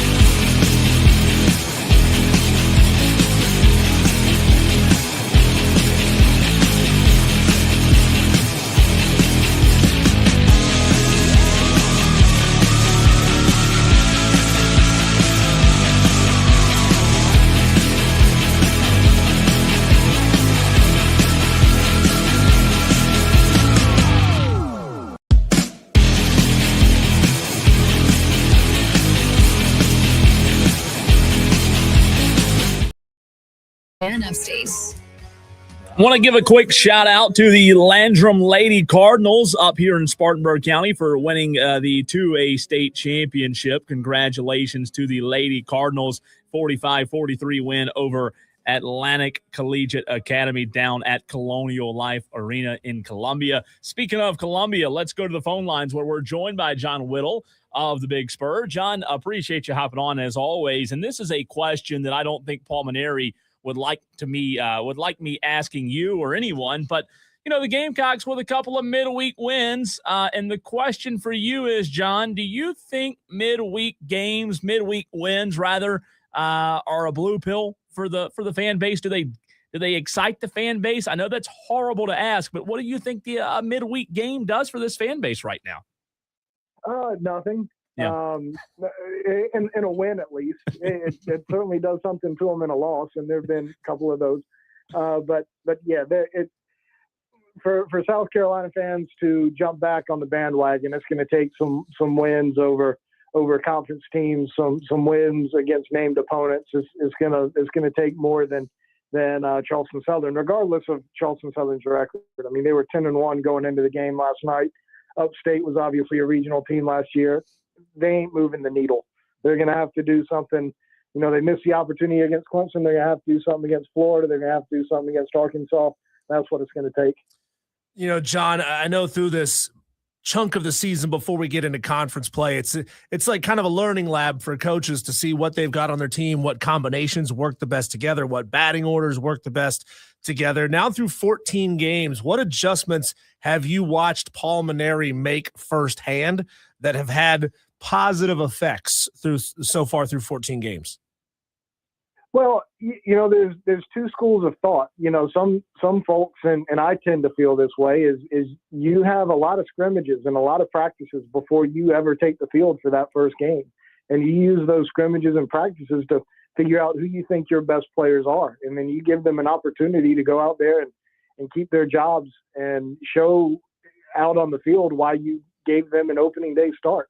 And you give them an opportunity to go out there and make pitches and have at bats and give them a little runway. Or there's the school of thought where you just throw everybody out there and see what you like best and go with what you like best later. And that's apparently what Paul Maneri is doing this year, although that's not his typical path. So he's thrown basically everybody out there from a position player standpoint and pitcher standpoint for that matter, and given everybody opportunities. But when you go out there and play with the pressure of, hey, if I don't go 2 for 4 today, I'm coming out of the lineup, like that's not really the best way to bring about some comfort in a baseball team, in a baseball lineup. Sure, some people will say it creates a sense of urgency. Well, that's not really how you play baseball. So, he's got to settle in on some things here pretty soon. You can't keep rotating everybody every day, and that's really where South Carolina is right now. There's overhaul to the lineup, basically every night you show up at the ballpark. So he should have a pretty good idea of what everybody can do at this point. It's time to pick some guys and go. John, was that something you saw some Monty Lee fingerprints on, or is that, in your opinion, more Paul Maneri? No, that's pretty much Paul. Okay. Monty likes to give some guys some run too, and it just and I understand it to some degree this year. Like, it was not a good build up to the season. It wasn't a good preseason for these guys offensively. Like, some of the guys you thought you could count on just weren't very good, and there's some guys who weren't good in the fall either, and it created some anxiety over there, and I understand that. So there's been some quick triggers, but at some point you gotta settle in, just say, all right, who do I think my best guys are? Who do I watch and say, all right, this guy has done it before. He can do it now. And I do think that some guys are emerging and some guys are shuffling to the back. But it's getting to the point where you got to make some decisions. And I think they're pretty close to that too. John, for South Carolina, 11 of their 14 games so far have been at home at Founders Park. One neutral site game was played there in Columbia, so that's basically a home game as well. I know the nature of early season college baseball in the South is that you bring the teams from up north down here because they want to play in warm weather. You bring the smaller programs to your place because, well, you're not going to go play at their house. But I do wonder, are you concerned about South Carolina's ability to play on the road this season now with so little experience being outside the city of Columbia? A little bit to some degree, but it's also pretty typical as you noted. So this is something that you have to deal with every year. That first road trip is your first road trip, obviously. But they got a little taste with going up to Clemson. They got a little taste with going up to Wofford. I know it's not all Wofford's home field, but it's a little bit different. They've had some experience, a little bit of experience away from home. But this time next week when we talk, we'll be previewing a road trip to Florida, and that's going to be a different animal going down there for a 3-game series and doing that whole song and dance down there. And you do, there is some anxiety about that because A, your team hasn't been very good so far, and B, you're going to a top program in the SEC and top program in the country that's been there, done that consistently year after year. So yeah, I agree. There's certainly some anxiety, but you also have to it's also an every year kind of thing where you set up the schedule about the same way and play about the same opponents and do the same thing with the Clemson series. So it's kind of the same buildup, but you also may not have as good a team as you want either. Talking Gamecock baseball with John Whittle of the Big Spur. We might have some time here in a few minutes for some basketball as well, even though you Gamecock fans might not want us to bring it up. We might in just a few minutes. John, was there enough in your mind in that Friday night win over Clemson? It was a very impressive win over Clemson, especially what the Gamecocks did on the mound. Was there enough there for somehow, some way, this staff to bottle that up? And maybe that's a glimpse of good days to come here in the next couple of weeks. Well, Josh Gunther has shown he's got it in him. And, we've talked about Josh a little bit before. And, he's got a starter repertoire in terms of his amount of pitches and what he can throw. He's always profiled more as a reliever because he hasn't, even in scrimmages, he hasn't really carried that velocity deep into games. Now, he did it against Clemson. Now, is that because he's built his body up and his arm's ready to go for that long? Or was he pitching on sheer adrenaline because of how well he was pitching in that rivalry series? That's something that you got to kind of dissect as you go forward. So we'll see. He obviously had a lot of energy and a lot of emotion. There was a lot of adrenaline going on with him that Friday night. Let's see if he can carry it over to the next night and the next night and the next night because, it keeps coming at you on Friday night in the SEC. And really, ACC too, but it keeps coming at you every Friday night in the SEC, and we'll have to see if he can continue to produce that week after week. But that was the most encouraging thing from that Clemson series is you have a guy who legit looked like a Friday night caliber arm. And, that can be a tone setter for you. And South Carolina should get another starting caliber pitcher back next week. And now it's Philpott. And then all of a sudden your pitching staff, which has been pretty good, it starts looking even better. So then that may change some things for you. So I think you love what Josh Gunther did. You want to see him carry it forward, but it's such an encouraging thing from the weekend, and in a weekend where there wasn't a whole heck of a lot there to feel good about. John, I have a lifetime vendetta against one certain item that is available inside the concession stand at every single ballpark in America, and that would be the cheap nachos and cheese dip. Number one, the nachos are terrible. Number two, the cheese dip is awful. You combine the two, and you got an absolute abomination that no one should ever call nachos. But from your time covering a lot of baseball, and I'm sure going to a lot of baseball games and stadiums all across the country, is there a ballpark food that you would consistently rank as the lowest in the power ranking of ballpark foods when it comes to your experience and their execution? See, I don't like a burger at the ballpark. I think burgers at the ballpark are usually terrible for several reasons. Mainly for the quality of the beef, but it just doesn't. Burgers just don't feel like ballpark food to me. Yeah. I tell you, the best ballpark food that you can get is Dreamland nachos at Alabama. So you've heard of Dreamland Barbecue. I'm sure they've got a Dreamland Barbecue place in the Alabama concession stands, which serve Dreamland nachos with the pulled pork on top and the real cheese, the white queso with the Dreamland sauce. Like that's the one right there. So I hear you swearing off the neon yellow nacho cheese and those stale chips. I feel you on that one. But the best ballpark food I can get is those Dreamland nachos here at Alabama, which I will be there. No, that's a home series this year. I'll wait till next year, I guess. Man, that'll be okay. Sounds good. And Diesel's got a picture on the stream. They look good, too. They look fantastic. John, you mentioned some injuries at the pitching staff. Maybe some guys the Gamecocks will get back with Philpott. Do you think, like, if you had a dissect, kind of going back to that a minute ago, is the pitching staff, are they in the clear? Like, if we're pointing to the problems and saying, all right, this team needs to get better here, here, and here, is the pitching staff holding up their end of the bargain right now in your mind? Yeah, I think so. I think the pitching staff's done a good job. I'm not really a stat guy at this point in the season. I usually like to wait a little bit longer before I start looking at where teams rank in the SEC and so forth. But I did look today in South Carolina. I think was 7th in the SEC in ERA, which is fine.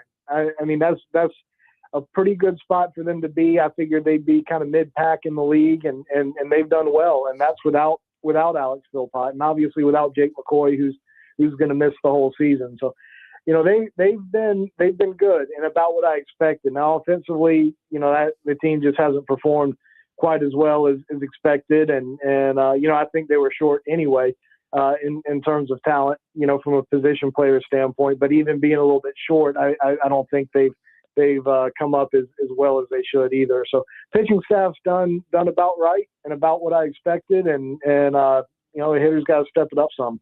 Chatting Gamecock baseball with John Whittle of the Big Spur. Not a lot of guys on this team that have been around this program for very long. A lot of transfers on the roster. Brandon Stone, though, a guy that has been around for a little while, had himself a big outing against Charleston Southern just the other day. And I get it, it's Charleston Southern, but he was put into a really tough position. Did you say Brandon Stone is stepping up as one of those vocal leaders of guys that have been around this program for a little while? And if not Brandon, of the guys that have been around, who do you like that is really stepping up into a leadership role? Yeah, it's a great question and a fair question. And I would say that Brandon is one of the pitchers who you kind of look to and say that this guy needs to be a leader for us. And I think he has been a little bit of a leader for you. I don't know that the leadership is really strong on this team. I think some guys are still trying to find their way a little bit. KJ Scobie's pretty vocal. Brandon Stone gets after a little bit. Alex Valentin leads in his very unique way. But there are some guys out there who have the capability of being a leader and showing some guys the way. But Brandon's one who needs to be. But I would say that the leadership on the team is still evolving. John, over on the hardwood, my last question for you. The season is just about over for the Gamecocks. Are you hearing anything pertaining to Lamont Paris? Is it still too early? What's the latest on that front?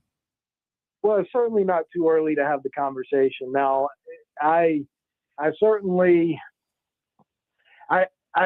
been hearing some chatter both ways.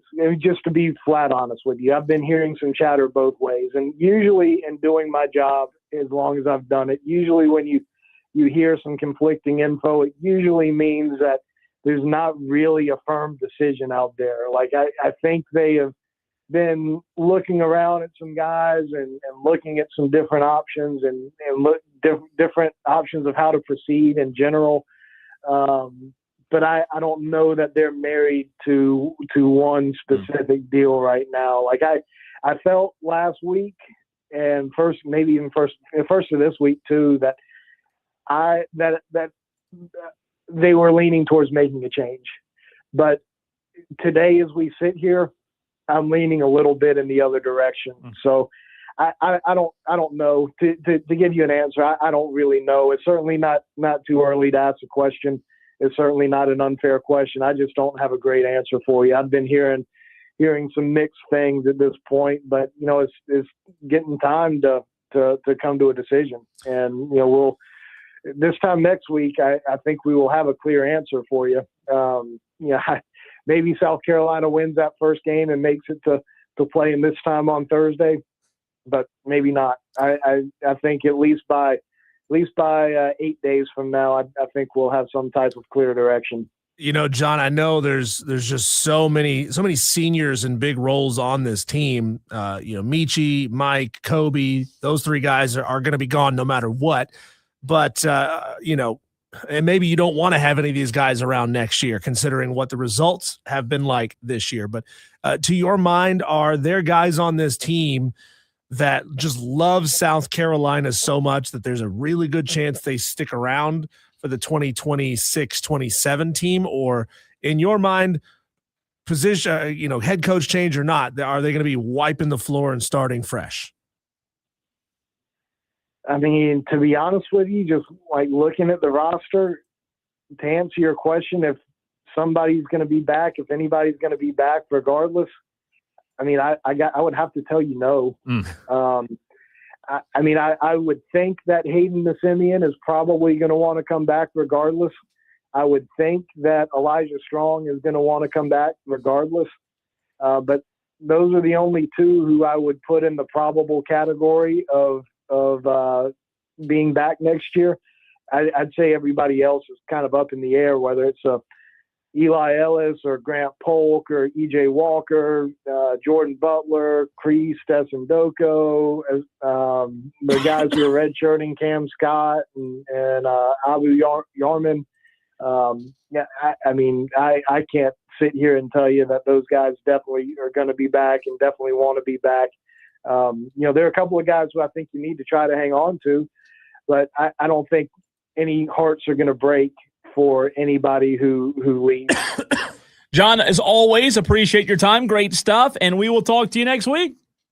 Absolutely. Appreciate you guys. Absolutely. John Whittle, the big Spur. And that's tough, Diesel, when you've got a little bit of conflicting, like as a reporter, you do try to get to the good sources, the people you trust. But at the same time, I agree with what John said, even from past experience. Sometimes when you hear both, you usually lean the latter in terms of him coming back, not being fired.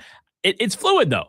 It's probably fluid conversations going on right now. And I do wonder, like I was saying, with so many of these guys on this team being seniors and leaving regardless, is that something that Jeremiah Donati looks at and says, well, I mean, what's the point in keeping Lamont Paris around for a couple of freshman and sophomore players that give you 10, 12 minutes a night?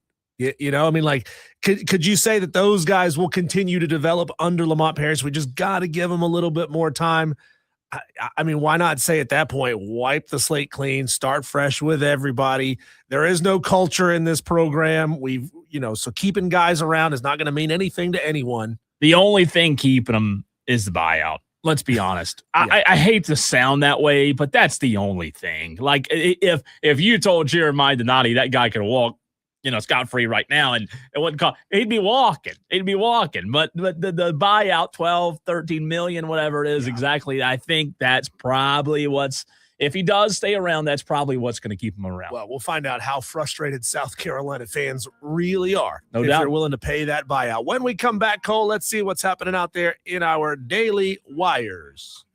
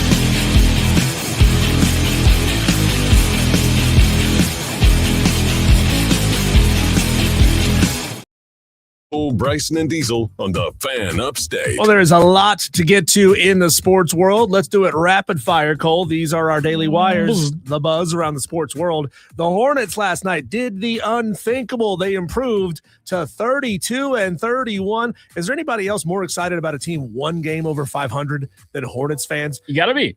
They put belt to ass on the Boston Celtics, 118-89. The Hornets are now 16-3 since January 22nd, and they're the number one rebounding team in the NBA right now. You could argue they're the best team in the NBA since the new year, which is crazy to think, but stats are stats. You know, these are all guys that we were all like, about when they drafted them, but they are playing together so well. Brandon Miller, 18 points. LaMelo Ball, 18 points, 4 threes. Con Knippel, 20 points with 4 threes. And Kobe White, the recent acquisition from Chicago, 17 points. Just an all-around huge night for the Hornets. In case you missed it, Lou Holtz, the quick-witted college football coach who led Notre Dame to a national title in 1988 and brought South Carolina's football program back from the brink, has unfortunately passed away at the age of 89. Is really sad. He was surrounded by his family, though. A spokesperson said the cause of death was not provided, so we don't know. Man. But hate that. Yeah, it's unfortunate. The New England Patriots informed veteran wide receiver Stephon Diggs that he will be released next week at the start of the 2026 league year. Bryce Young could use another target. Yeah, definitely. Take him in Charlotte, right? Yeah, absolutely. Cleveland Browns defensive end Myles Garrett, the reigning NFL Defensive Player of the Year, was issued a citation for speeding after he was clocked going 94 in a 70-mile-an-hour zone on the interstate in Northeast Ohio. It is Garrett's 9th speeding ticket since entering the league in 2017. He went to A&M, Cole, but are we sure he didn't spend any time at Georgia? Well, it makes me feel a lot better. How does he still have a license? I know, it's bad, right? Jeez. Normally by like offense 6, 7, 8, they take your license away. Yeah. The Dallas Cowboys are in negotiations with kicker Brandon Aubrey for a long-term contract. Jerry Jones said he's willing to make him the highest-paid kicker in the NFL. Aubrey's camp is seeking $10 million per season. The Cowboys, though, they're somewhere more around 6.5. They're not willing to come all the way up to 10, but we'll see. We'll see how the negotiation happens. Aubrey, by the way, is a free agent after this year. I ain't paying a kicker as much as he wants. Sorry. Right. Sorry. We're paying you a lot of money to kick on 7 times, 8 times a game, maybe. Yeah. Clemson baseball pounded Michigan State yesterday 12-1 in 7 innings at Fluor Field. So Clemson looks like they're back on track. South Carolina basketball state championships began today in Columbia. Greenville looking to go back-to-back as they take on Westwood tonight at 8 o'clock. Head coach Yerrick Stoneman is going to join the show today, coming up at 5:45. So we'll have him in just a little under an hour's time. Christchurch taking on Fox Creek tomorrow in the 3A boys state title game. High Point Academy battling Philip Simmons in the 2A state title game as we speak. They're leading. High Point leading last I checked. They're up by – oh, no. I'm sorry. Iron. Yeah, it's a close game. Philip Simmons up by 2 right now. Okay. 30-28. On the girls' side, Greenville is going to take on Berkeley tonight at 6 o'clock in the 5A D2 state title game. West side going to battle North Augusta Saturday at 4 o'clock. And Landrum in 2A took on champions, Atlantic baby. Collegiate and took home the title. 45-43. Congrats to, I know we have a lot of listeners in Landrum on 97.1. Congrats to the Lady Cardinals in Landrum. That's freaking awesome, man. Love it. Way to go, ladies. For the first time, teams will be required to submit player availability information for the NCAA tournament games. If a school does not abide by the process, it will face potential fines from the NCAA. A first offense will cost the offending school $10,000. $25,000 for the second offense, $30,000 for the third offense, and they can find the coach on top of that. Initial reports must be submitted by 9 p.m. local time the night before a game, and an update 2 hours before scheduled tip-off. So here we go, man. Betting is probably greatly responsible for that. We mentioned shocker. We mentioned this one yesterday as a game to watch. Number 22, Miami upset unranked SMU, who is favored at home over the Hurricanes. Miami, though, won 77-69. Tonight, number 3, Michigan at Iowa, and Rutgers at number 8, Michigan State. Those are your only ranked teams in action tonight.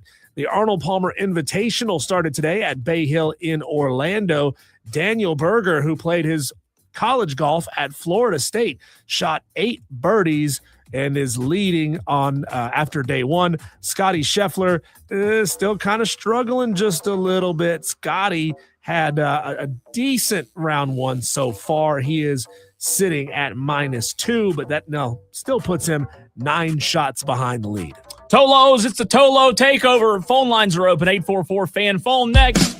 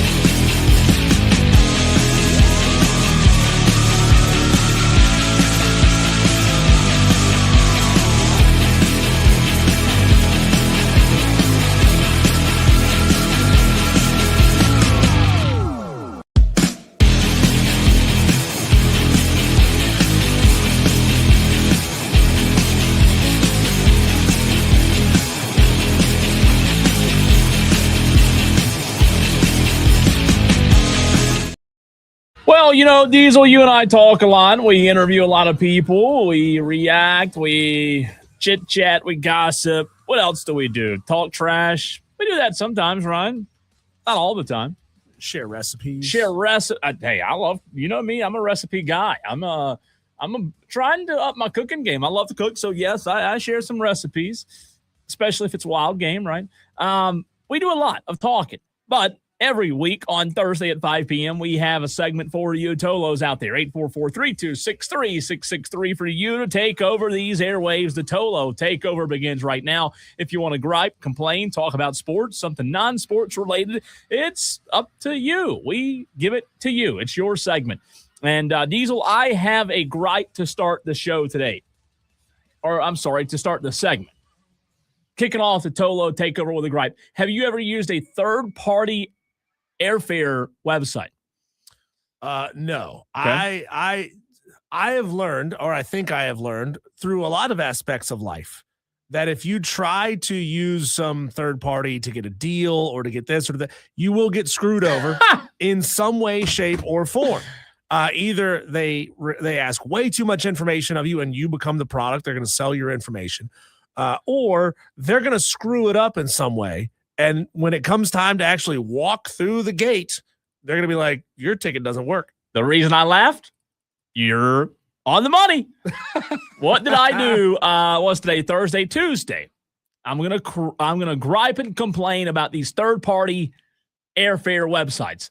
Diesel, I think the name of it. So, like, if you go on Google right now and type in cheap flights from here to here, you click on the first link, and there's like 7 or 8 options. Like, I think the one I clicked on was best weight or best airfare or something like that, And there are a lot of different options on there. Long story short, I clicked on the first option. I booked a flight, not for me. Guy works for me. I own a small business. We're doing a job up in Pennsylvania. So I go through this third-party website. At the end of the month, needed to book this flight, needed to do it real quick on Tuesday. Went through, found a really cheap deal, like $350. I was like, from Charlotte, North Carolina to Wilkes-Barre, Pennsylvania, pretty good deal. $350, right? Round trip, not bad. Yeah. So I booked it. That was on Tuesday. I thought, man, I was excited. I thought I'd done something good. Booked this cheap flight and got out for cheaper than I was hoping. Well, I never got charged for it. Never took money out of my bank account. What would you do in that instance? Well, you'd start wondering, usually when you buy something, you get charged for it. Why haven't I been charged for it yet? Let Tuesday go by. Wednesday, yesterday morning, I called the company. Best airfare or something like that. Best way airfare. I said, hey, I hadn't been charged for this ticket. The guy in another continent answered the phone, right? And he told me, we're still confirming the airline. We're still confirming the ticket on the airline, which was American Airlines. And I said, what do you mean you're still confirming it? I bought the ticket. He said, we got to confirm it after you buy it. And I'm thinking, well, that's kind of bleep backwards. That sounds shady. Right? And he says, you're flying into Pennsylvania, right? And I said, yeah. He said, Philadelphia, layover? I said, yeah. And then a flight to Wilkes-Barre. And he said, no. I said, what do you mean, no? He said, no, you're taking a bus to Wilkes-Barre. And I said, a bus? And I asked him, I said, a BUS. He said, yes, BUS. And I'll admit, I didn't represent my faith well yesterday on the phone. I got a little upset and was probably, saying a few things I shouldn't have. And long story short, him and I got heated. We got very heated yesterday, Diesel, and there was a bus booked with American Airlines from Wilkes-Barre or Philadelphia to Wilkes-Barre. And I asked the guy, I said, since when does American Airlines have buses? It might have ordered it different than that. He said, well, we do that. I said, well, nowhere on the ticket did it say it was a bus. Nowhere. I went back. Right. Nowhere, Diesel, did it say it was a bus. So I booked this flight. Gets better. I said, well, I want you to cancel it right now. I'm not bussing this guy over 3 hours, right, to this job site. What does he say? Oh, I can't cancel it. You're stuck.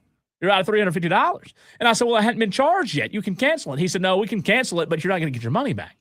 So long story short, Can't get my money back if you haven't charged me anything for it. And he said, it's going to be charged here in a few hours is what he said. Oh. And you know what I did? I said, well, ho. You're telling me I'm stuck with this ticket on a bus from Philadelphia to Wilkes-Barre. He said, yeah, you're stuck. How far of a bus ride is that? 3.5 hours. Okay. That's a long way. Long way, and we have a job to do, and I can't risk it, right? So, long story short, I delayed. I was quick on my feet. I delayed. I started getting them on a different subject, distracting them. I canceled my debit card. I've canceled my business account debit card that I had to purchase the tickets with. And after I canceled, I told him, I said, in a way I shouldn't have spoke to him, I said, well, joke's on you. I've canceled my card. You're not charging me. And he said, oh, no, you're going to be charged. I said, how? The card's canceled. He said, we'll send you a bill. I said, well, I'm not paying it. So because of this third party, they're going to mail me a bill. The question is, should I pay the bill? No, I think you should wipe your rear end with it. Thank you. And especially if you're not using the travel, right? Shred it, burn it, put it in a bird cage, let a bird poop on Diesel. it. I don't know what. If you order plane tickets, do you expect a plane or do you expect a bus? Come on. Yeah, you expect a plane. A plane.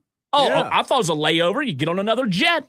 The only time you should ever be on a bus is if the terminal is gigantic and you got a bus from one side Side to of the the other terminal. side. Yeah, like Atlanta. Or you get diverted and you got a bus back to where you're supposed to be. I'm telling you, I'm not proud of myself. I was very upset. You know me. I don't get upset much. You know that. I don't. You're I'm a very very even keel guy.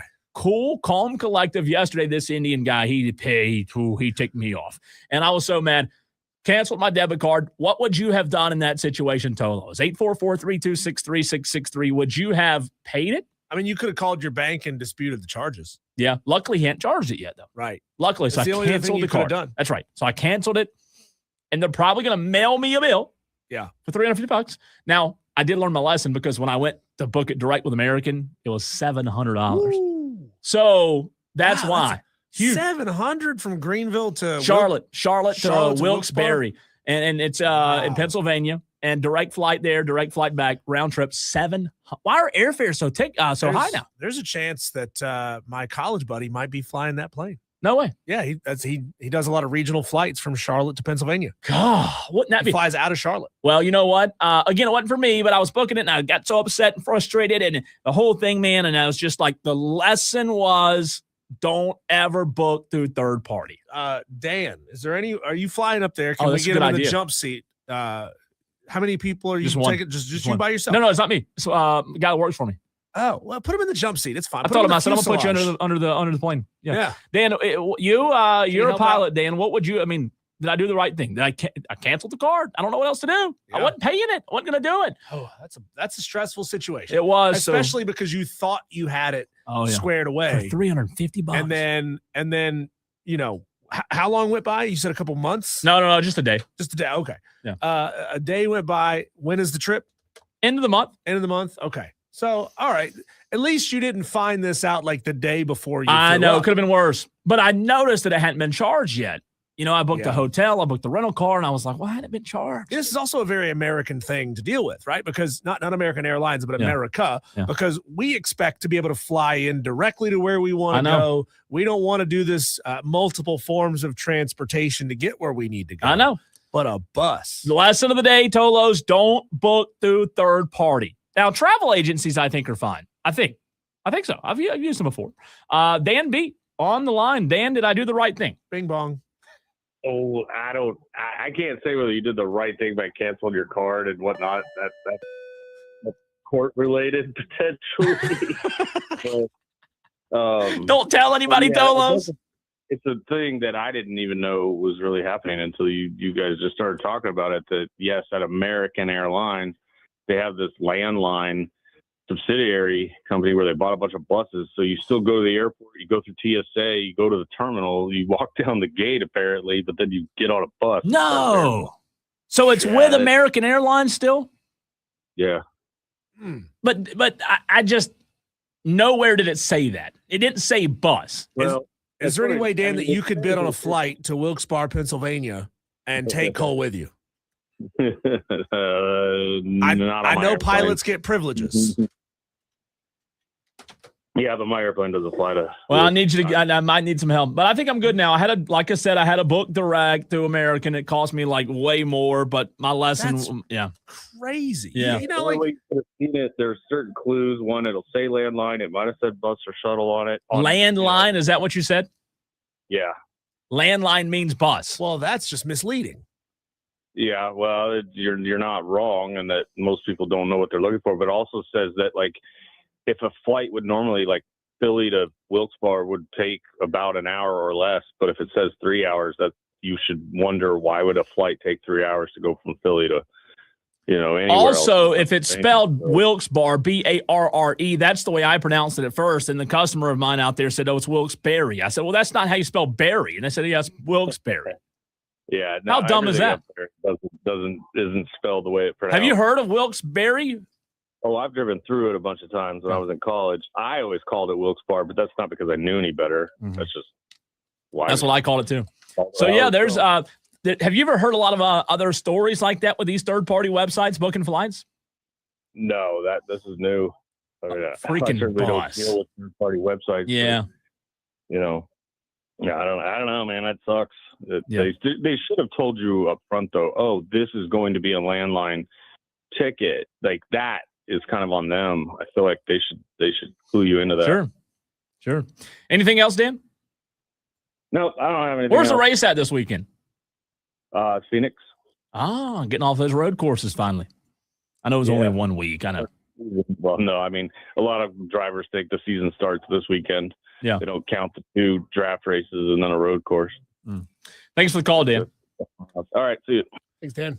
All right, let's go to Dewey, who's up next. Diesel, our daily Dewey. The Tolos, the phone lines are open, by the way, if you just tuned into the show, 844-326-3663. It's Tolo Takeover and Dewey. What's up? Dewey. Oh. That was a delayed Dewey. Were you on a bus trying to get to the phone? I was on the big yellow bus. You mean the short bus? I was practicing my 40-yard dash. Oh, what would that time be, Dewey? 6 minutes and 52 seconds. I'm old and fat, So we had a Tolo, Dewey, and I know you're on the stream, so you were probably watching along. Zach Breeze, who says he's 40 years old, says he could run a sub 5-second 40. Do you believe Zach? Well, unless he has muscles and he's skinny. I mean, I know Zach. He's a relatively fit guy, but a sub 5-second, that is pretty quick, man. That's right. Yeah. Anyways, I got a complaint. Oh, boy. I'm very angry about this. Okay. I've talked about this before, but I got to say it again. I'm going to the gas station. I'm going to the bathroom, and the bathroom's a mess. And this is QT. You know, QT is supposed to be the cream of the crop, like the Taj Mahal. Say that word. Taj Mahal. Say it. Taj Mahal of gas station. Taj Boyd Mahal. And like the Chop House, where even the Coke is expensive. The peddler. But anyways, no paper towels. No, the toilets have pee all over them. The floor has pee all over. You go in the stall, there's poop everywhere. I feel like I went into like Sitco or something. You know what's funny about this? This is no lie. I'm not making this up. I promise this is true. Yesterday, I went into the bathroom in QT and the one in Duncan, and I literally, Dewey, thought the exact same thing. It was awful. So I agree with you. The QT bathrooms are bad. It's totally ridiculous. Which one was it? Call them out. Which location? Oh, it's all of them. It's the one in Simpsonville. It's the one in Mall. It's all the QTs. They all went down the poop because they think they all big and bad. And now they're crap. I'd rather go to Spinks. And Spinks is garbage too. God. And Sitco, little holes in the wall, and it was bad enough. Where you have to go get the key from the attendant, right? Yeah, it's bad enough to raise our gas prices up because someone wants to blow someone else up, and we got paid a price for that. But my goodness, we need to go in there if we want to go take a dump. We can't put our butts on poop-infested toilets, or we'll get some little butt disease. Oh my That's God! Ridiculous. Thanks, Dewey. Oh, that was bad. That was really bad.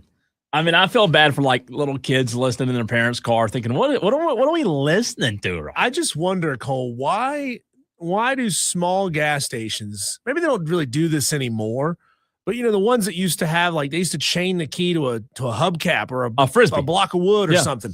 Like, how is that going to prevent anyone from just taking it and going? And I went into one recently that did that. And what I always hate about it is the germs. Yeah, I do.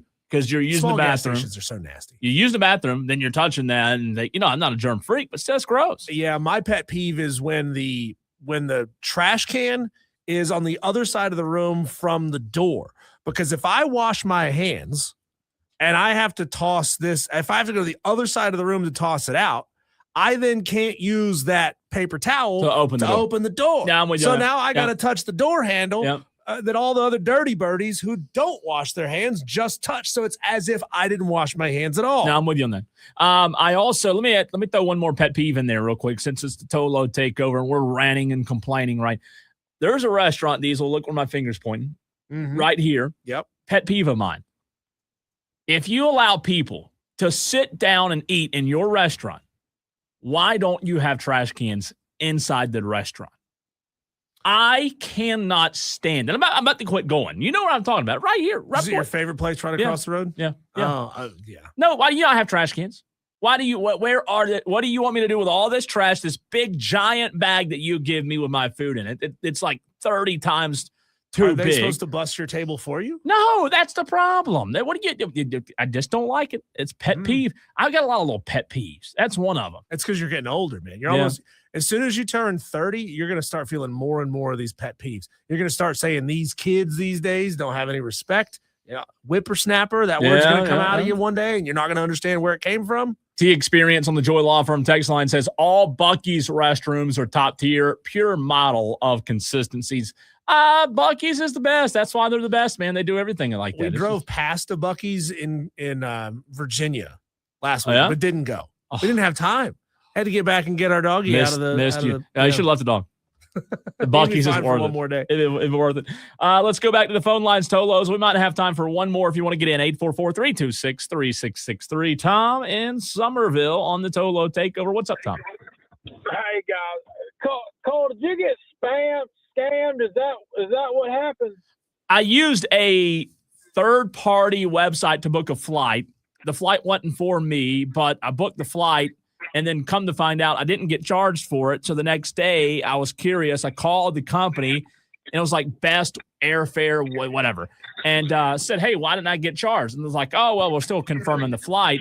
And then come to find out after the layover, a layover, usually you get on another plane. But this flight here, you got off in Philadelphia, and you were bussed from Philadelphia to the destination. And I wasn't happy about that. I didn't know ahead of time.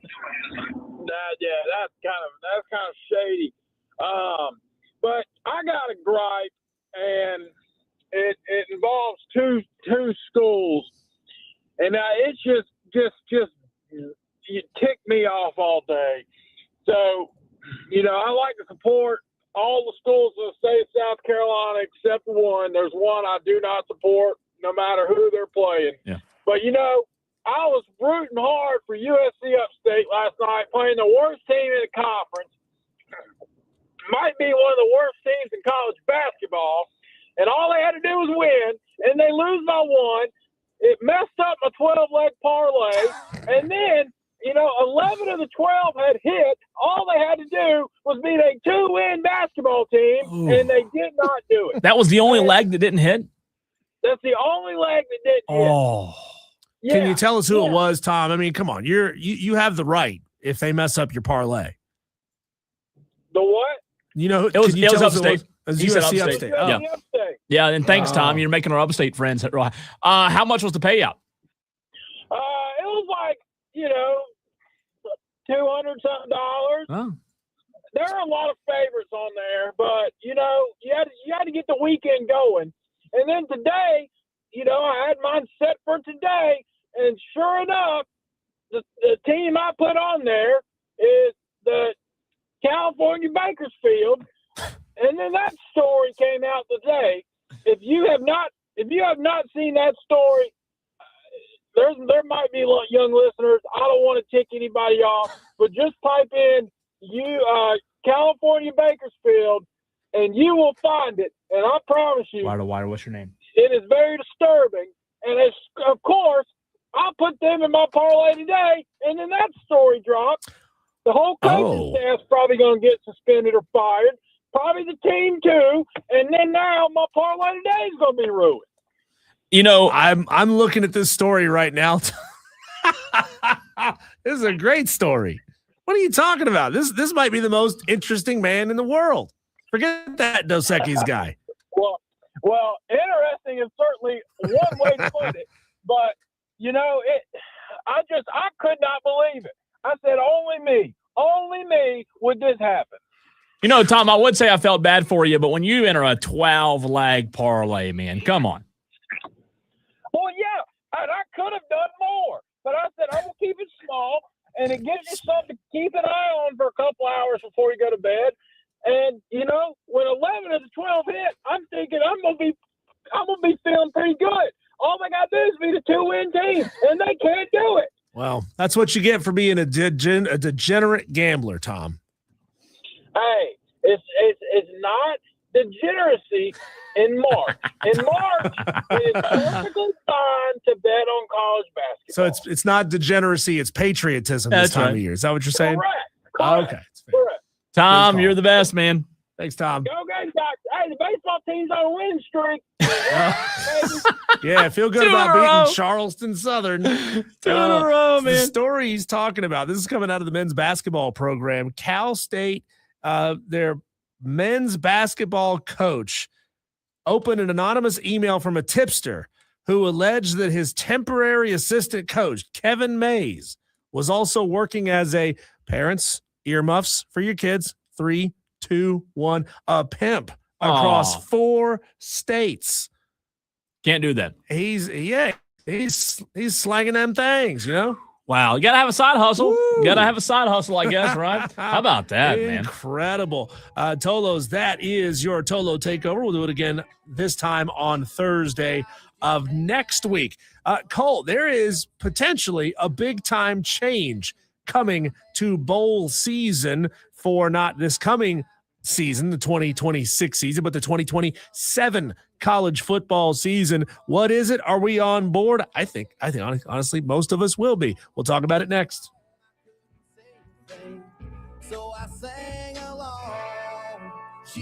Coming back for you, play safe. The Fan Upstate on Odyssey, TuneIn, and now suited up on the iHeartRadio app. Wherever you listen, we bring you.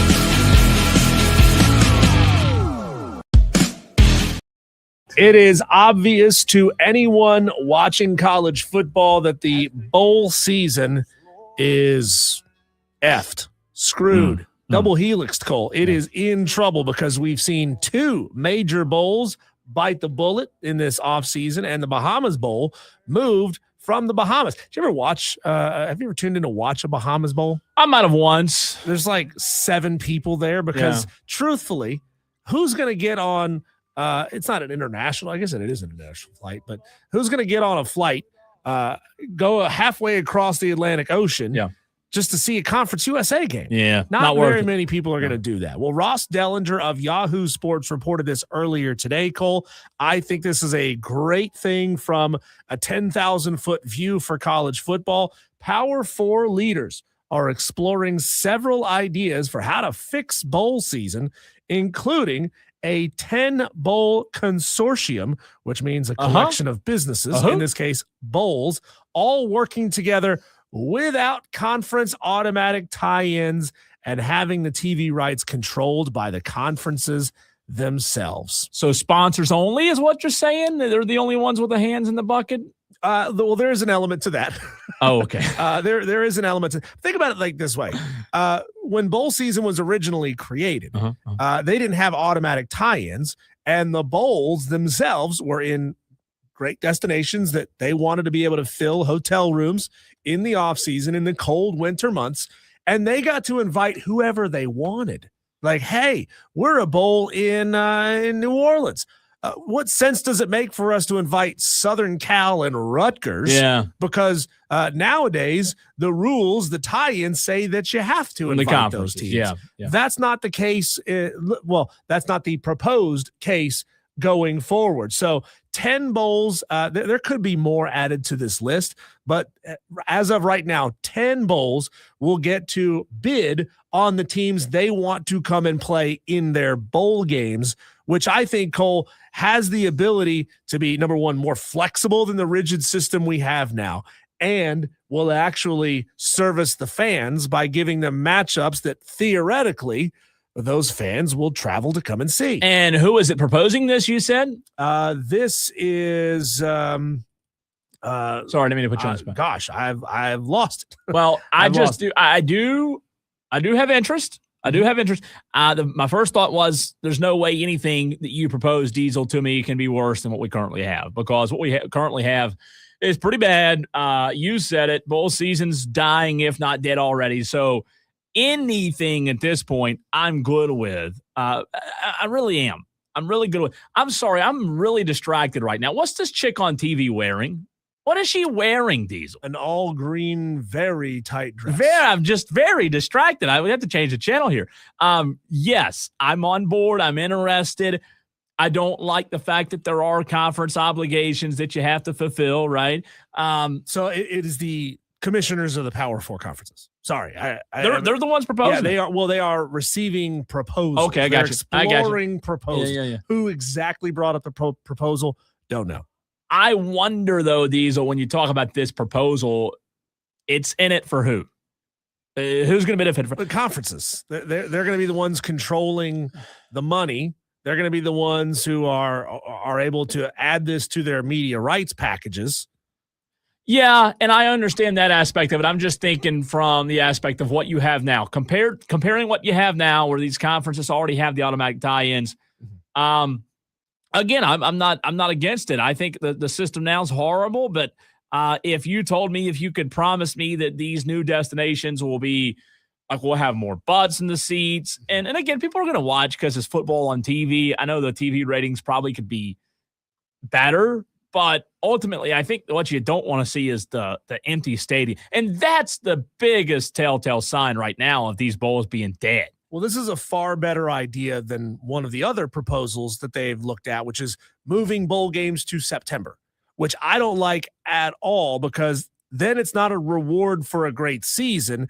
It's just conferences and TV partners getting their grubby little hands into tinkering with early season schedules. No, I don't like that at all, because half the team is going to be gone in the transfer portal or graduation. It's not the same team anymore.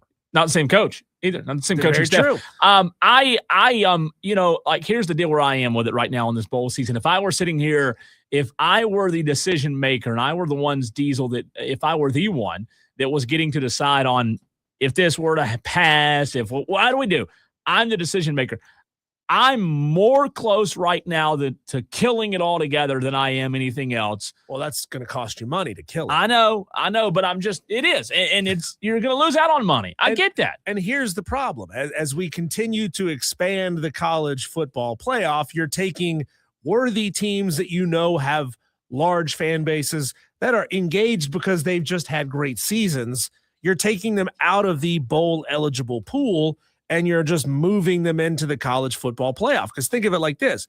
When it jumped from 4 to 12, well, that's 8 teams, 8 really good football teams that are now not available to go play bowl games. 4 to 12 real quick is what officially killed bowl season.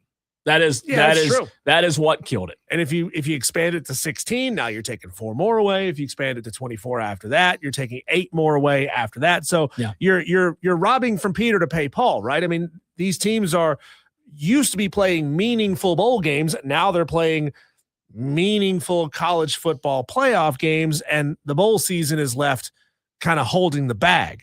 I mean, think about it like this. Last year, the Gator Bowl was in Jacksonville. It's there every year. But last year it was Virginia, Missouri in front of 31,000 fans. I mean, these are 2 teams that had really good seasons, but both of them are how far Virginia's got to be the closest to Jacksonville, Florida. That's got to be like what, a 12-hour drive or something like that. I mean, like, how many fans do you expect to be able to get down there? So now, theoretically, if you're the Gator Bowl and you never had a tie-in with the American Conference, you could submit your bid to get UCF that just had a good season and Georgia Tech, who just had a good season, and bam, you're going to be able to put 50,000 into the stands instead of 30,000. Well, I think that definitely helps excitement because you think about it like this with South Carolina, not this past season because they didn't make a bowl, but 2 years ago, Diesel, I'm just saying, 2 years ago, there was a lot of excitement when Gamecocks, when they went down to Florida. Sure. And because it was close, it was Jacksonville, I think, right? 5.5 hour drive.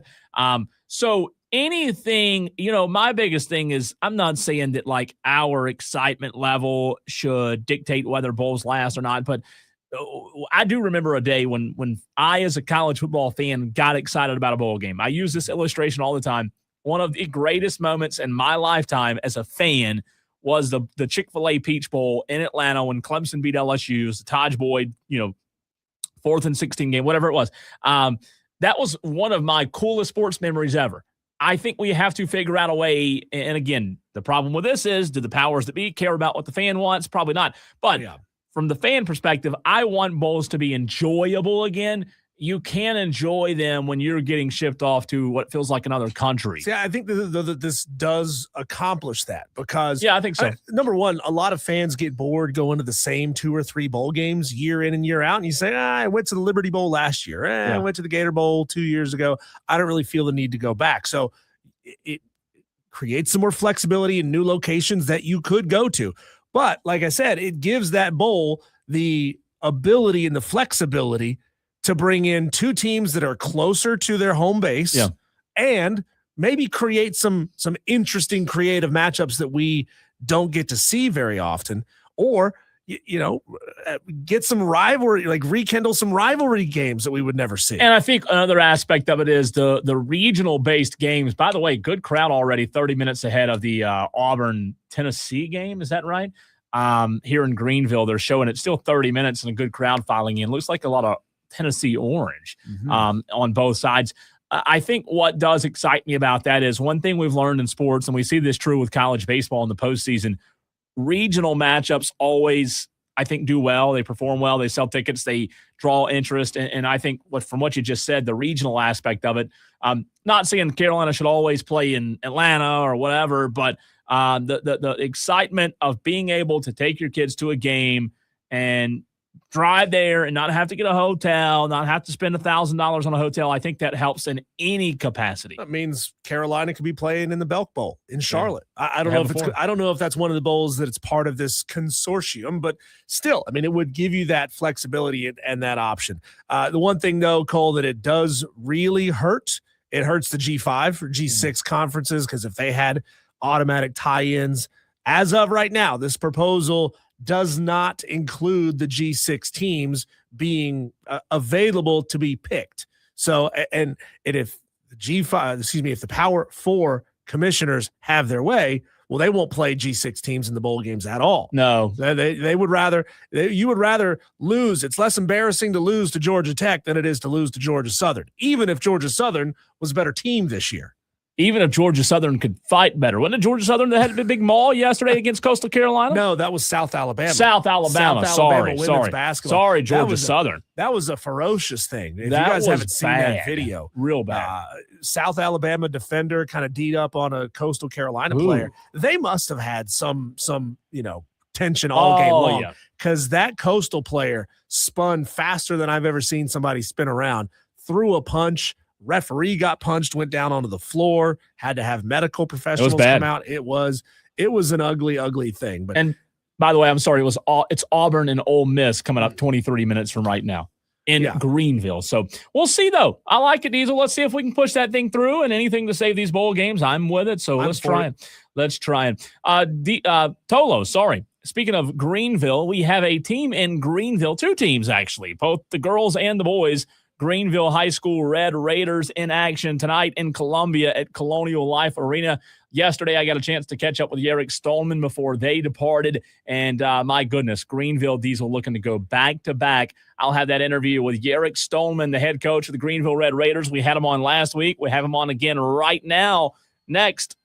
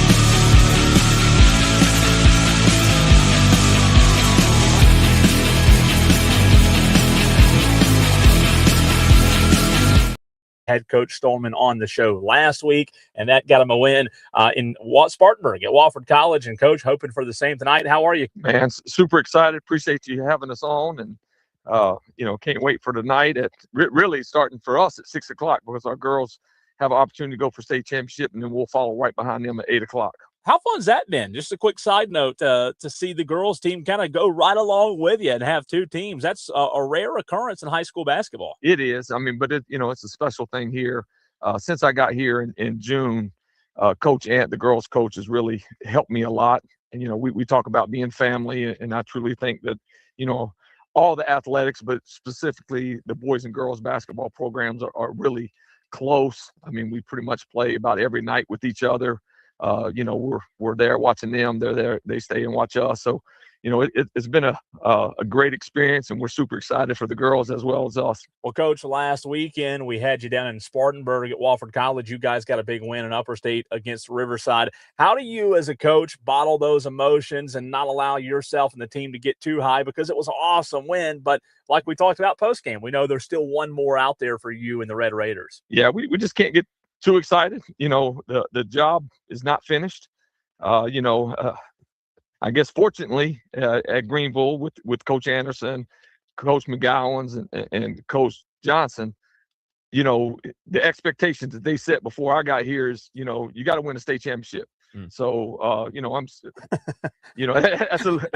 that's high. If you don't do it, right? Yes, if you haven't done it, if you don't do it that year, it's not necessarily a failure, but it's not what we're trying to achieve here. No doubt about it. And in your first season, you guys playing for a state championship tonight. For those that don't know, give us a quick scout on the opponent for you guys tonight, what the opponent looks like and what you've seen on film in this last week or so. Well, we actually had an opportunity to play them at Wilson back for Christmas. It was a very close game. We ended up winning by 3. They didn't do a great job shooting from the free throw line. I think they were 10 of 25 from the free throw line. But also we had 3 or 4 of our guys that had the flu, wasn't playing well. But, they're super athletic. I think what they're going to try to do is spread us and, try to get the guards downhill. They're going to, the last few games, a really good job of pressing teams full court. They'll mix it up from a diamond to a 2-2-1, and then I think they'll try to do a little 1-3-1 some. Coach does a great job. I've known him for 10 years or so. I got to know him when I was in Columbia. He's a Columbia kid. He actually graduated from Ridgeview as well. But he's done a great job with those kids. This is his year in a way because he's got 7 seniors that's been with him since the freshman year. Wow. And this I think is his 4th year. So this is his group that he brought up. But hopefully we can get it done. And I'm still proud of him and what Coach has done. But we're looking for some achievements ourselves. It's Greenville and Westwood tonight, 8 p.m. to be crowned the state champion. Coach, when you look at the preparation you've done this week, what does game day look like for those listening out there in the upstate this afternoon? What's game day look like for you, the team, from the travel to preparation pregame, and what it looks like having a little bit late of a tip at 8 o'clock tonight? Yeah, so today at 11 o'clock, we, our basketball teams, both teams got out of class. They loaded the buses up. At 11:40, they'll do what we call a walkthrough. They'll walk through all the halls. We don't do a pep rally, but to me, I really don't like pep rallies. It's a distraction. But they'll walk through the halls, get cheered as we're walking through the halls, and then the public and parents will be outside at 11:50 when we departed. So super excited for that. And then we'll drive down. For me, we're going to stop at River Bluff.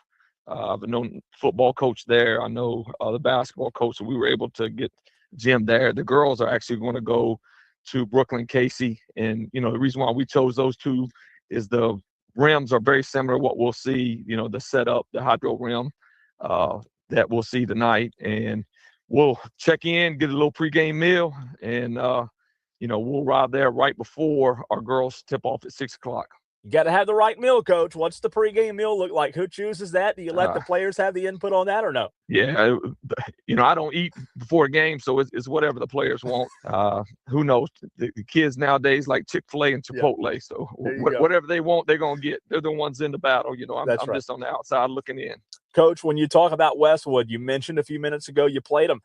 Kind of unique situation with Riverside last weekend, Westwood this weekend, having played both teams. Drawing off of the experience from last weekend, did you notice anything from Riverside the second time around that maybe was in your mind and your brain this week in preparation for Westwood, just thinking, they maybe threw this wrinkle out there, or they did exactly what they did the first time that you make and game plan for tonight when going against a good Westwood team? Yeah, so, with Riverside, we knew he's the system guy.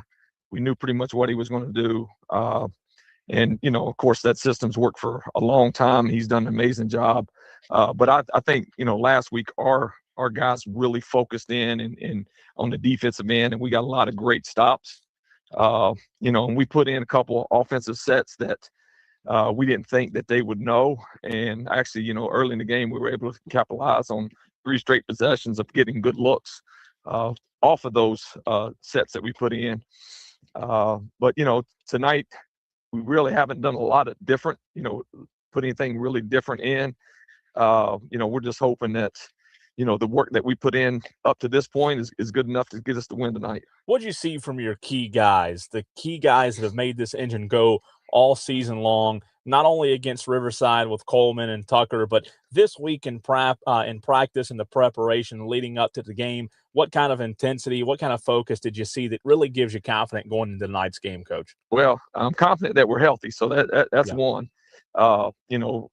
When you get to this point, you want to make sure everybody's healthy. You don't do a whole lot in practice. Hopefully no one gets hurt during the practice, so you tame it down a little bit.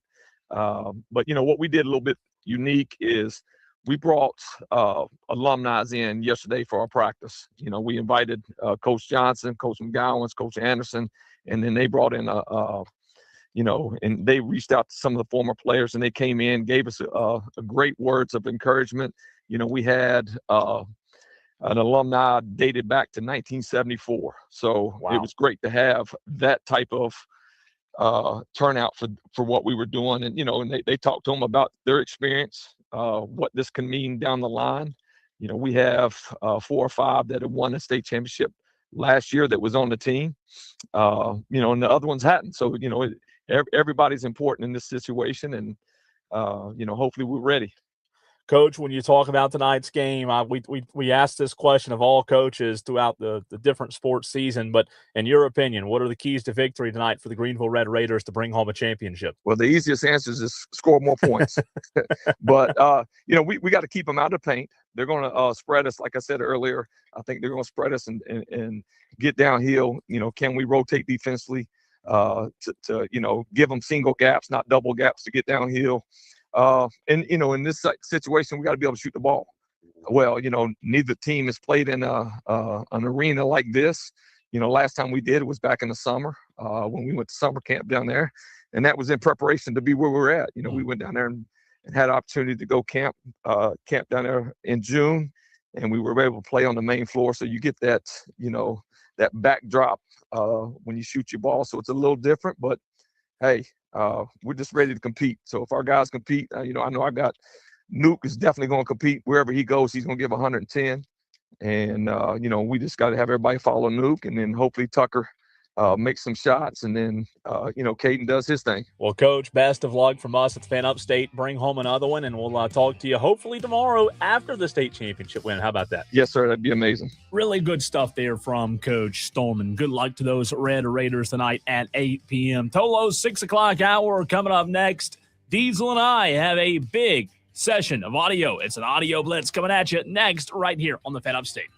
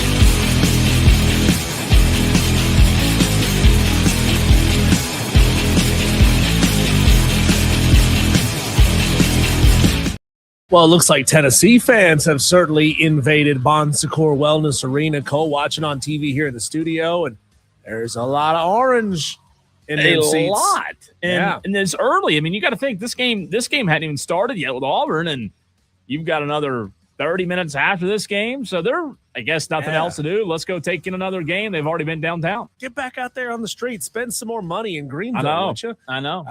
We're about Hopefully they have today. Auburn and Ole Miss going to be tipping off here in just a moment. Cole, let's hear directly from the people involved, right? You hear us talking about things all the time. Let's hear directly from them. We've talked a lot about this Bruce Pearl thing going after Miami of Ohio, clearly making a case for Auburn and why they should get in, even though they did not have a great season.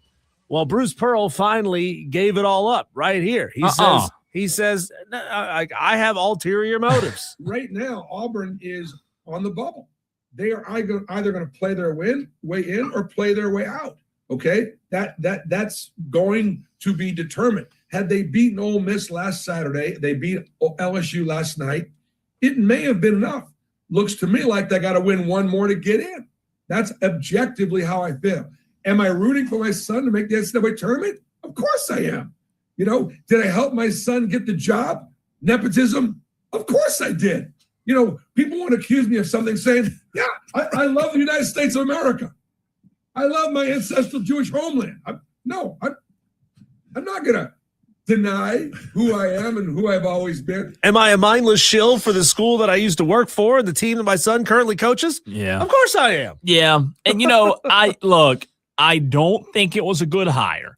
I do respect the fact that he's not hiding from it. He's like, oh, no, I didn't have anything to do with it. You know? Yeah, exactly. Oh, he hired him on his own merit. Right. Yeah, no, sure. Nobody even know who your son was before he got hired. So I guess I appreciate that. And again, at the end of the day, Bruce Pearl is a Hall of Fame coach, and I liked Bruce Pearl and still do, but the Miami of Ohio stuff has rubbed me wrong over the past couple of days, man. Well, the good news is if he keeps having another season or two or three like this, he's not going to be the head coach at Auburn anymore. So this thing will work itself out in very short order. Maybe not even that long. If Stephen Pearl isn't successful there. I mean, you got who knows? I'm sure he's a fine assistant coach.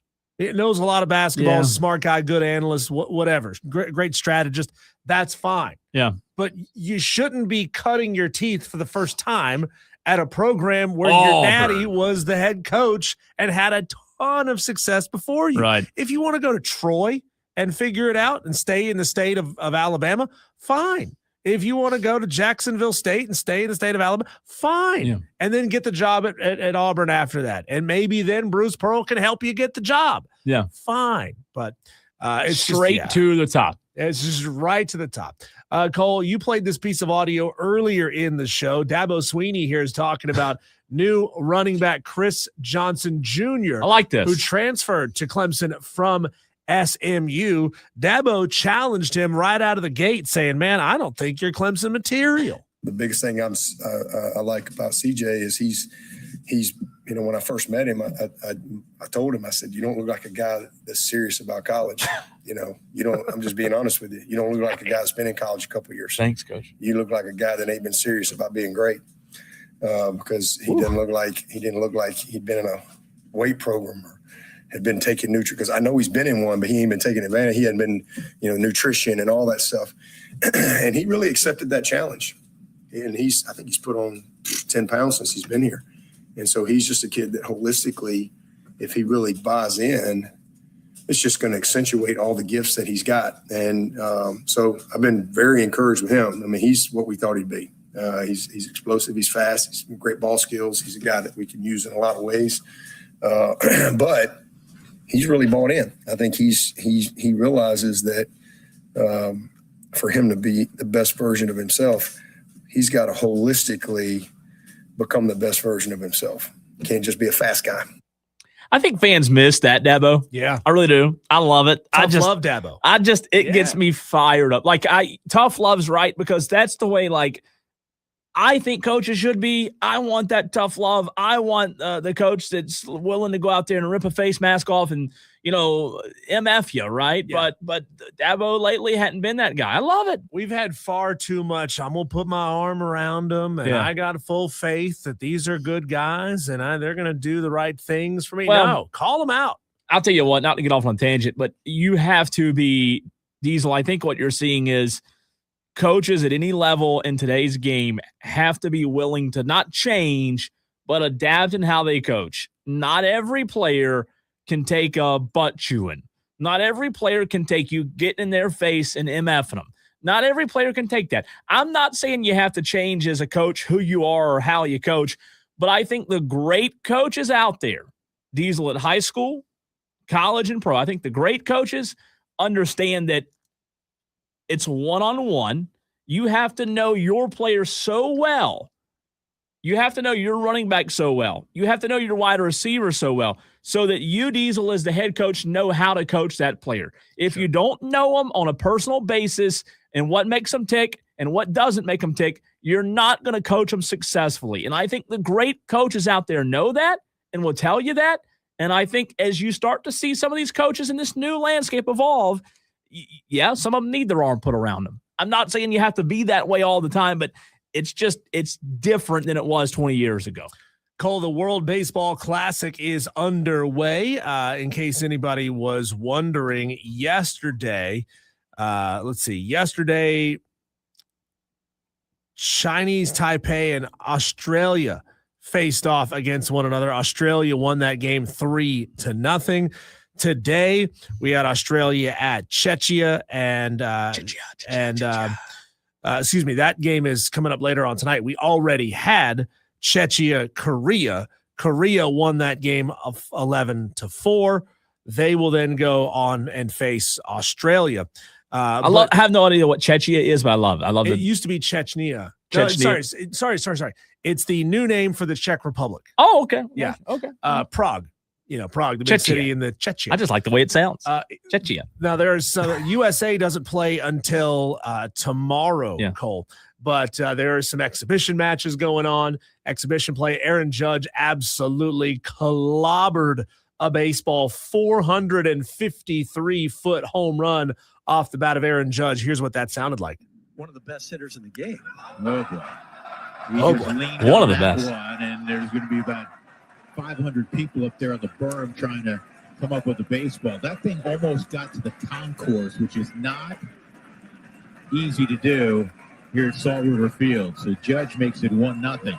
I mean, it's a home run. I know it's an exhibition game, but come on, guys. You're doing play-by-play for the World Baseball Classic. Not really exciting, right? Yeah. Oh, boy. There goes a big deep fly ball to big center play. field. Center Looks field. like Aaron Judge is going to clear the wall. Yep. 1-0. I'm with you. Wasn't really exciting. No, it wasn't a great call, but the sound coming off that bat, man, it had some pop. Let's hear from Ian Rappaport, covers the NFL, obviously. He's talking about the Patriots getting rid of Stephon Diggs after just one season. We'll start with this. Stephon Diggs for the New England Patriots was sort of that final piece to the receiver room to really add some veteran sort of grit and playmaking ability. But what the Patriots did is really what the Patriots have done for the last several decades, honestly, is they move on maybe a season too early rather than a season too late. We've had Stephon Diggs' legal issues have been very much in the news before the Super Bowl. He also is going to be 33 years old, also due a lot of money. The Patriots had some doubts about his availability or his play, his just actual ability going forward. They decided to move on now. But the other part of this is, what do they have up their sleeve is right. Wouldn't be surprised if the Patriots ended up trading for a wide receiver. A.J. Brown, who we're going to get to in a second, would certainly be the name to discuss here. He's been with Mike Vrabel. They have not been shy about making some big moves. I would say what the New England Patriots have in store for us over the next week is going to be really fascinating, whether they add to the receiving room or a big piece somewhere else. They now have kind of cleared the decks salary cap-wise. Look at this real quick live. A player for Auburn, sorry to interrupt you, Diesel, just had to be handed an iPhone with a camera. Her contact has come out. I mean, I know how that feels. Yeah. Mid-game. Yeah. I've never seen a player handed an iPhone on selfie mode. On court. And just put her contact back in. Look at it. Yeah, get off the court and put your contact back in. That is What are we doing crazy. here? I've never seen that before. How long can you go all day with your contacts? I'm still not there yet. You talking about leaving them in? Leave them in. Yeah. I I'm have not a bad habit I'm not going to tell you about, but sometimes I'll leave them in. Yeah, too long. Yeah. See, last night, this is great. I know our listeners really care about this. I had my contact in, and all of a sudden it just rolled up and up into my eye. I never had that happen before. I was like freaking out. How do I get this thing out of there? Contacts are the best when you don't know they're there, but when they're the absolute worst when you know they're there. Yeah.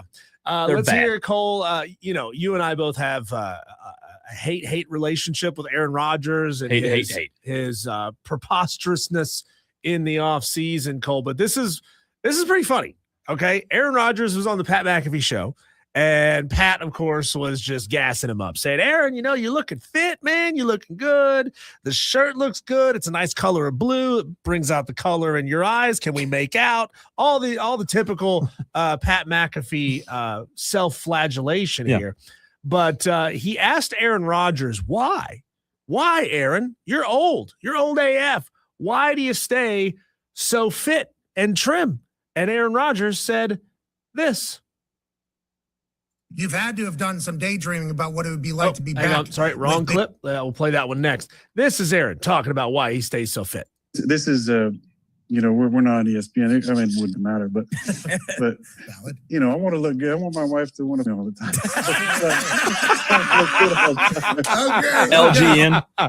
LGN body is what he wants. Yeah. He wants his wife to be into him. Golly, only Aaron. I'm so sick of hearing Aaron Rodgers. I'd be happy if I never heard his name again. Okay, then we just won't play the next. Oh, you can play it. I just don't like the guy, Deez. I don't like the guy. Yeah. Look, he's a lightning rod. That is for sure. I don't like the guy either.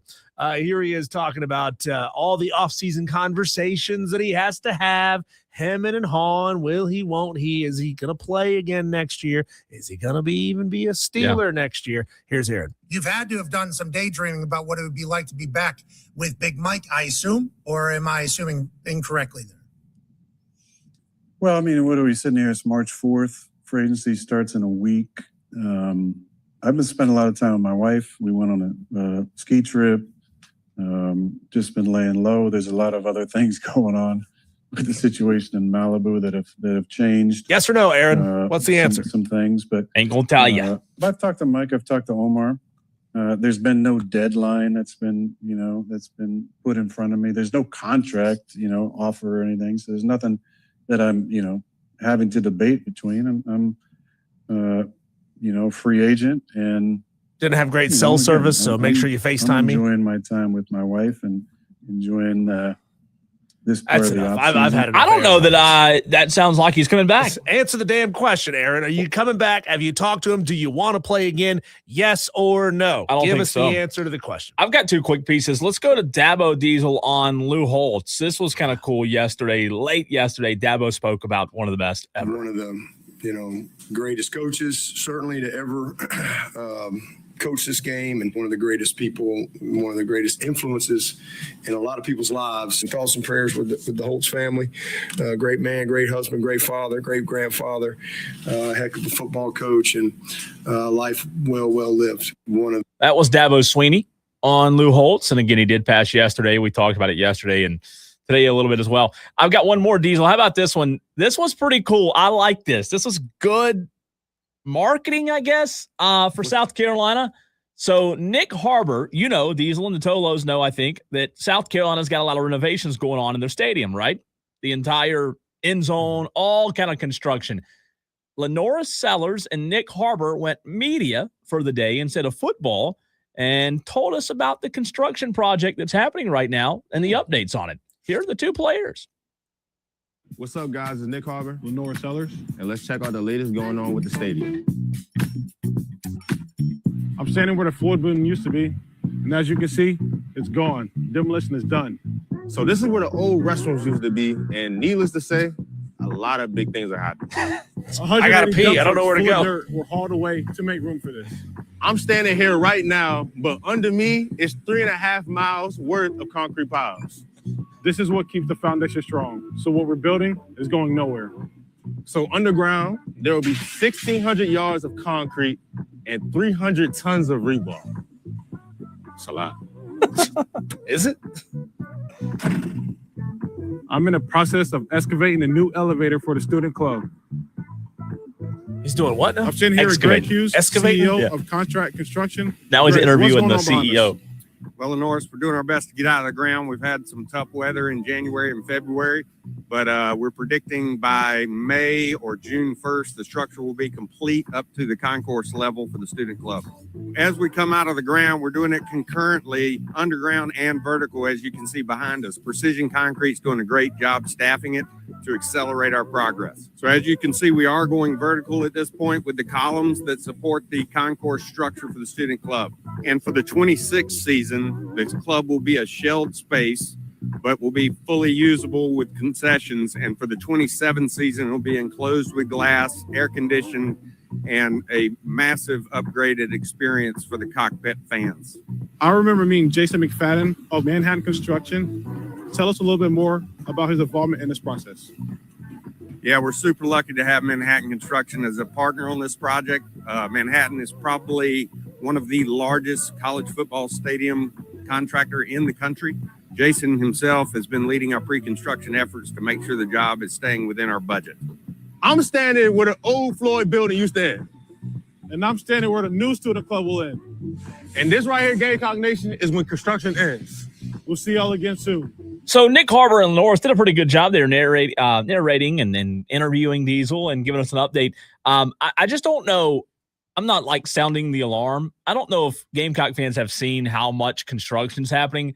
It's hard to believe that between now and August, it's going to be done. Like it is a lot of construction happening. It's going to be fascinating, Cole. Here is some audio of Dana White talking about saying the entire UFC White House card will be unveiled this week. Are we getting a White House main event announcement this week? I'll announce the whole card this week. The card's done. Yeah, the card's done. We've been so secretive about this, so I have all these boards, which I'm sure you've seen, hanging in our war room. This isn't even on the board. We bring in a whiteboard, we write the fights down, then we erase them every time we have a matchmaking meeting, which usually matchmaking meetings are every Tuesday.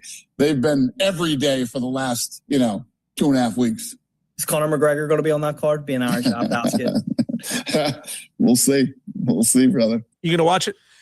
UFC on the White House lawn?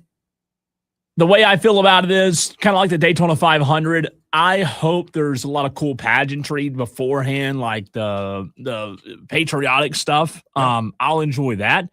I don't know how long once the fighting starts, I'll make it. I don't. Hey, I'm sure the B-roll of this event is going to be incredible. It's a side of the property that we don't get to see very often. The fighting, I don't care if they're fighting on the moon.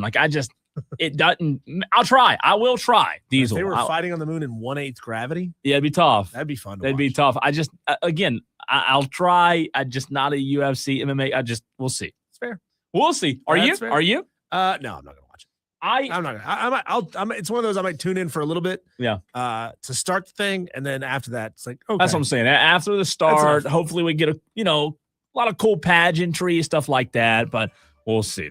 We shall see. Let's go back and talk Gamecock baseball. John Whittle, in case you missed it, of the Big Spur. That's it.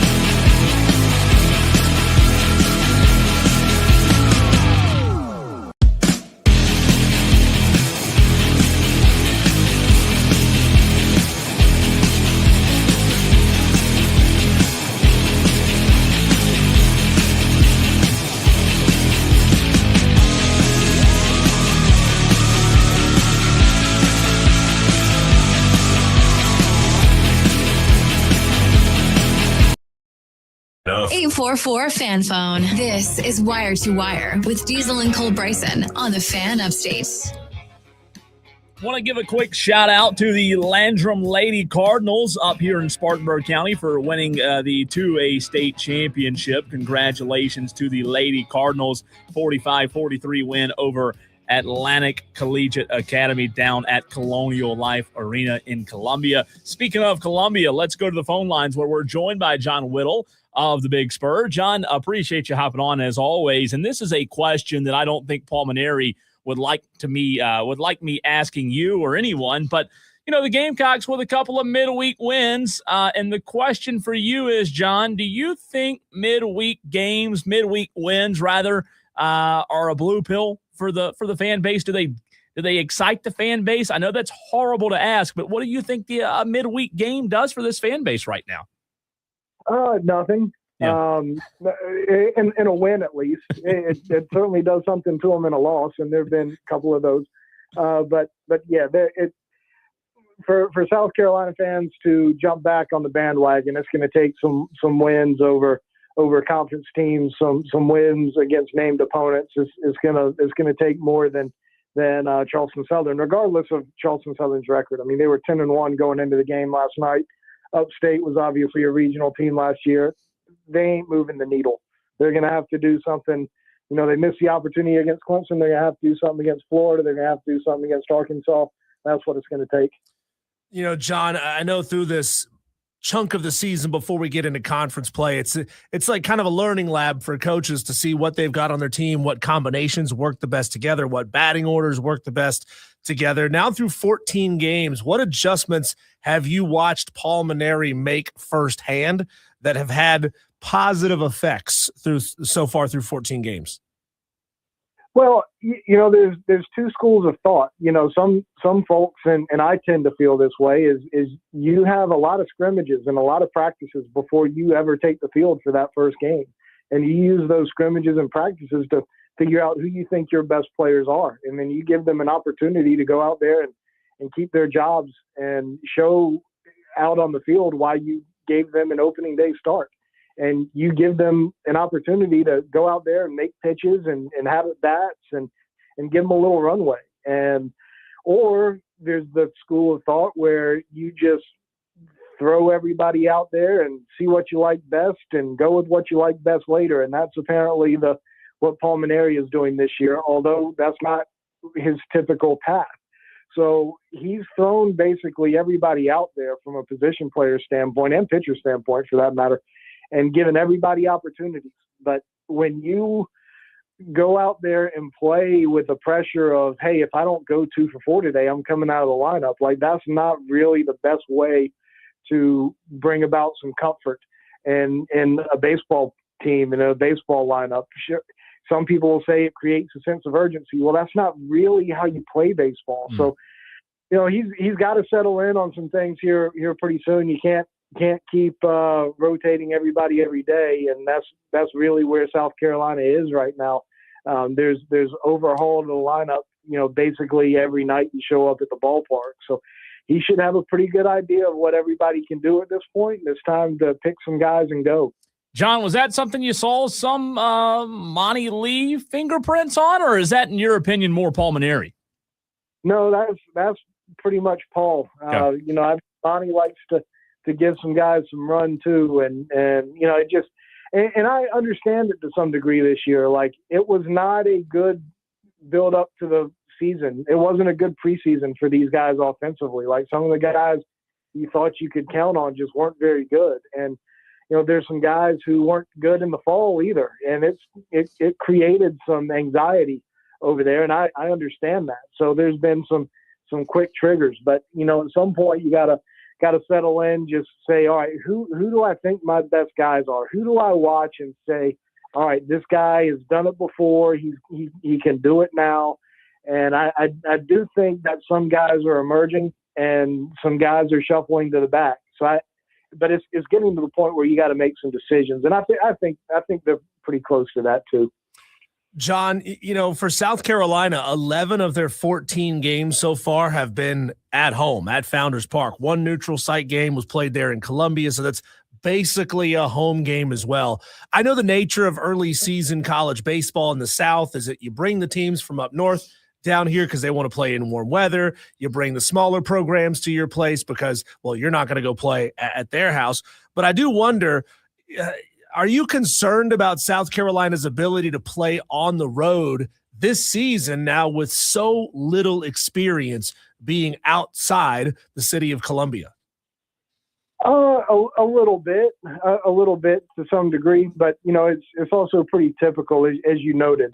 So this is something that you have to deal with every year. That first road trip is your first road trip, obviously. But they got a little taste with going up to Clemson. They got a little taste with going up to Wofford. I know it's not all Wofford's home field, but it's a little bit different. They've had some experience, a little bit of experience away from home. But this time next week when we talk, we'll be previewing a road trip to Florida, and that's going to be a different animal going down there for a 3-game series and doing that whole song and dance down there. And you do, there is some anxiety about that because A, your team hasn't been very good so far, and B, you're going to a top program in the SEC and top program in the country that's been there, done that consistently year after year. So yeah, I agree. There's certainly some anxiety, but you also have to. It's also an every year kind of thing where you set up the schedule about the same way and play about the same opponents and do the same thing with the Clemson series. So it's kind of the same buildup, but you also may not have as good a team as you want either. Talking Gamecock baseball with John Whittle of the Big Spur. We might have some time here in a few minutes for some basketball as well, even though you Gamecock fans might not want us to bring it up. We might in just a few minutes. John, was there enough in your mind in that Friday night win over Clemson? It was a very impressive win over Clemson, especially what the Gamecocks did on the mound. Was there enough there for somehow, some way, this staff to bottle that up? And maybe that's a glimpse of good days to come here in the next couple of weeks. Well, Josh Gunther has shown he's got it in him. And, we've talked about Josh a little bit before, and, he's got a starter repertoire in terms of his amount of pitches and what he can throw. He's always profiled more as a reliever because he hasn't, even in scrimmages, he hasn't really carried that velocity deep into games. Now, he did it against Clemson. Now, is that because he's built his body up and his arm's ready to go for that long? Or was he pitching on sheer adrenaline because of how well he was pitching and in that rivalry series? That's something that you gotta kind of dissect as you go forward. So we'll see. He obviously had a lot of energy and a lot of emotion. There was a lot of adrenaline going on with him that Friday night. Let's see if he can carry it over to the next night and the next night and the next night, because, it keeps coming at you on Friday night in the SEC, and really, ACC too, but it keeps coming at you every Friday night in the SEC, and we'll have to see if he can continue to produce that week after week. But that was the most encouraging thing from that Clemson series, is you have a guy who legit looked like a Friday night caliber arm, and that can be a tone setter for you. And South Carolina should get another starting caliber pitcher back next week, and Alex Philpott, and then all of a sudden your pitching staff, which has been pretty good, it starts looking even better. So then that may change some things for you. So I think you love what Josh Gunther did.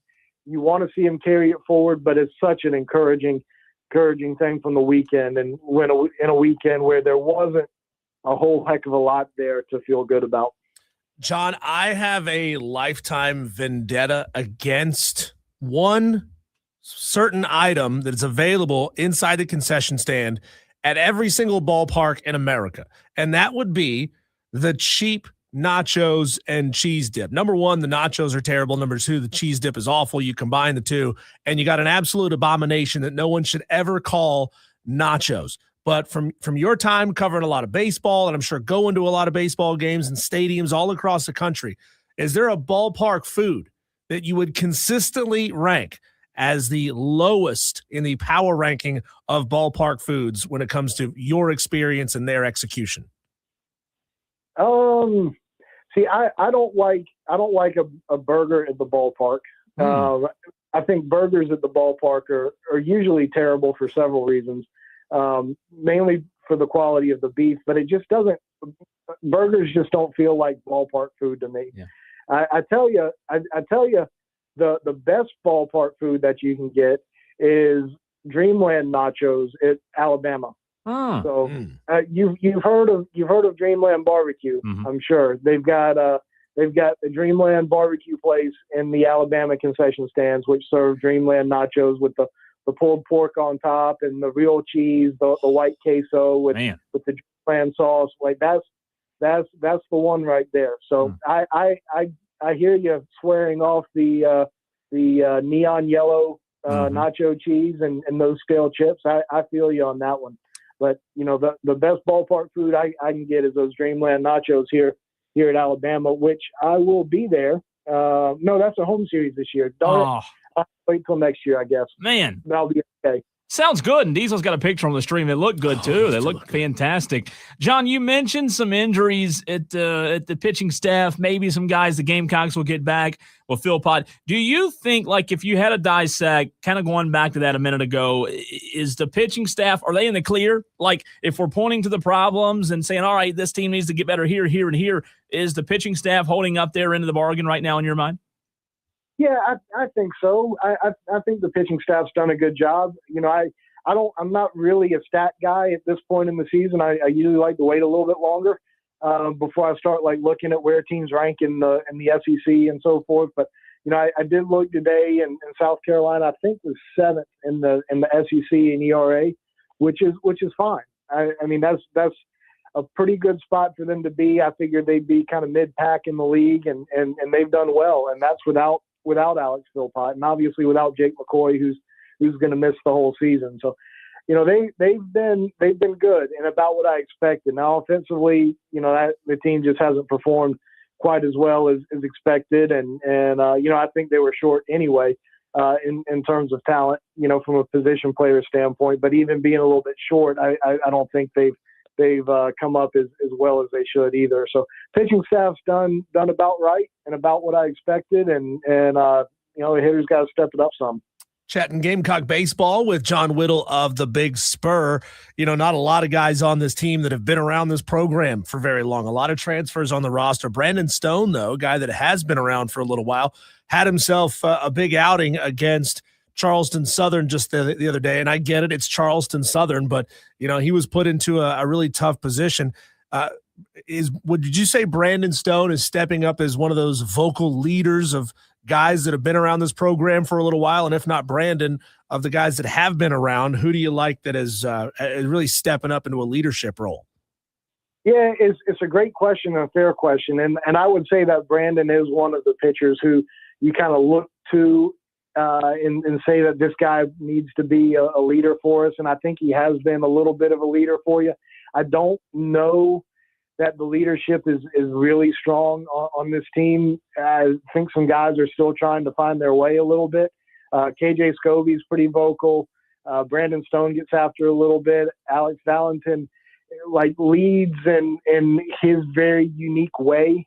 But there are some guys out there who have the capability of being a leader and showing some guys the way. But Brandon's one who needs to be. But I would say that the leadership on the team is still evolving. John, over on the hardwood, my last question for you, the season is just about over for the Gamecocks. Are you hearing anything pertaining to Lamont Paris? Is it still too early? What's the latest on that front? Well, it's certainly not too early to have the conversation. Now, I've been hearing some chatter both ways. Just to be flat honest with you, I've been hearing some chatter both ways. And usually in doing my job, as long as I've done it, usually when you hear some conflicting info, it usually means that there's not really a firm decision out there. I think they have been looking around at some guys and looking at some different options and different options of how to proceed in general. But I don't know that they're married to one specific deal right now. I felt last week and first of this week too, that they were leaning towards making a change.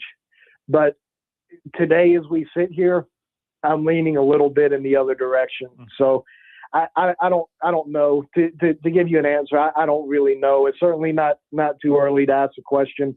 It's certainly not an unfair question. I just don't have a great answer for you. I've been hearing some mixed things at this point, but it's getting time to come to a decision. And we'll this time next week, I think we will have a clear answer for you. Maybe South Carolina wins that first game and makes it to play in this time on Thursday, but maybe not. I think at least by 8 days from now, I think we'll have some type of clear direction. John, I know there's just so many seniors and big roles on this team. Michi, Mike, Kobe, those three guys are going to be gone no matter what. But, and maybe you don't want to have any of these guys around next year, considering what the results have been like this year. But to your mind, are there guys on this team that just love South Carolina so much that there's a really good chance they stick around for the 2026-27 team? Or in your mind, position, head coach change or not, are they going to be wiping the floor and starting fresh? I mean, to be honest with you, just like looking at the roster, to answer your question, if somebody's going to be back, if anybody's going to be back regardless, I mean, I would have to tell you no. I would think that Hayden Simeon is probably going to want to come back regardless. I would think that Elijah Strong is going to want to come back regardless.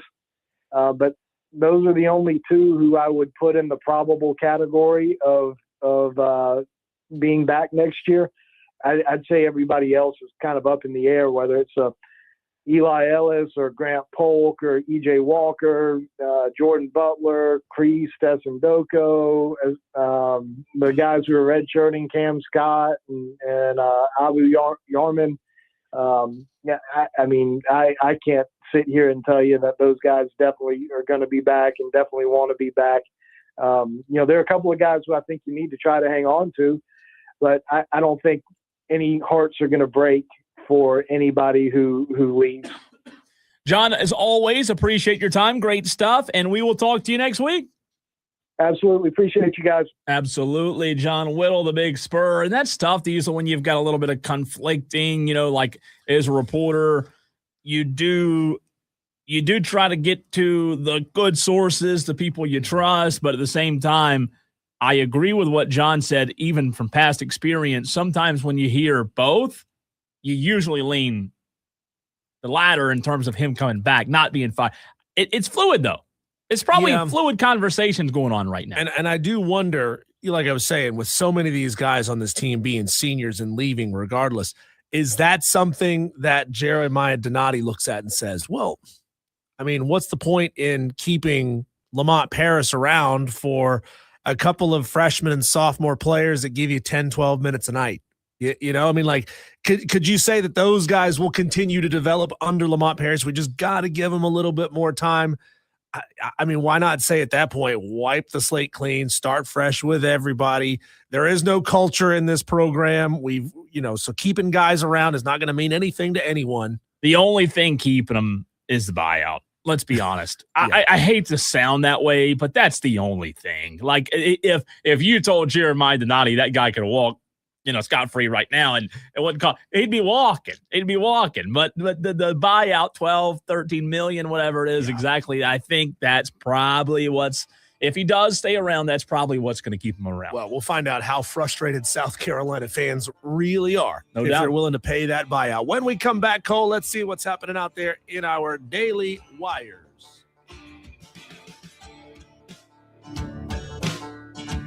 Always streaming on the free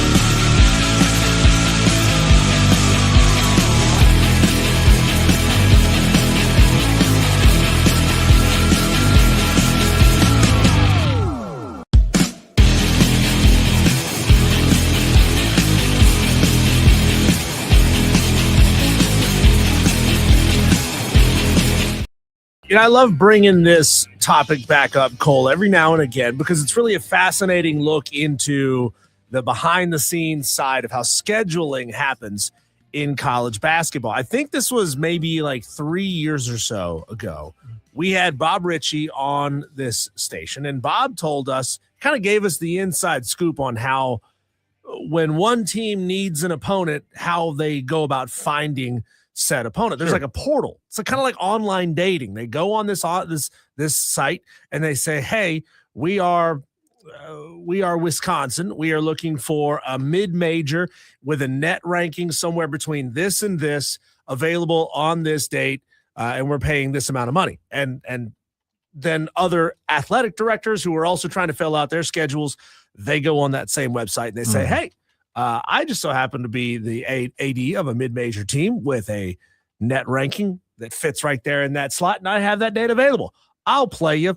Well, this is relevant again, Cole, because Matt Brown of Extra Points MB, which is an outlet that focuses on the business and off-the-court side of college sports, FOIA'd what schools Miami of Ohio tried to schedule this year. And ultimately it doesn't matter who you tried to schedule. It matters who you actually played. Sure. But Matt Brown found that the athletic director of Miami of Ohio reached out to a whole bunch of really good teams in the net and said, hey, we'd really like to play you. And they don't just reach out of the blue. They reach out based on these schools were looking for similar opponents. So Miami tried to play the net 109th team in the country, Pitt. They reached out. There's an email of Jonathan Holmes from Miami of Ohio saying, hey, Brian from Pitt, this is Jonathan with Miami of Ohio. Saw your post about needing a guaranteed game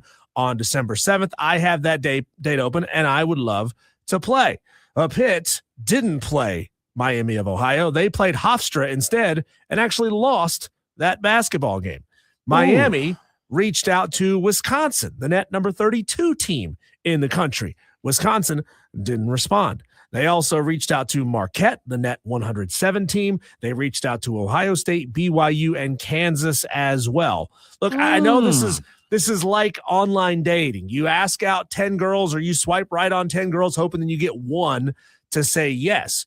But this argument that Miami of Ohio had a bun schedule and they're not worth it and they shouldn't be in based on going undefeated in the regular season, which they still have one more game to go to get there. Oh, God.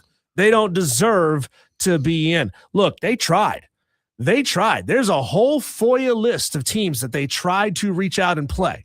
It's not their fault that none of these teams who asked for a team that fits Miami of Ohio's profile, none of those teams would play the Redhawks. Yeah, and that shouldn't matter when taken into consideration when the 12 committee members sit down next Sunday and start going over all these things. Diesel, it definitely should matter. A lot of people would say, no, you don't want to allow, the what-ifs to be a part of it. Well, it definitely should in this case. And look, we're all praying that not only do they do well in their conference tournament, we're praying that tomorrow at 9:00, Ohio, the Bobcats, Diesel, don't upset Miami of Ohio. Tomorrow night, Miami of Ohio takes on Ohio. You said it. It's their last game of the season.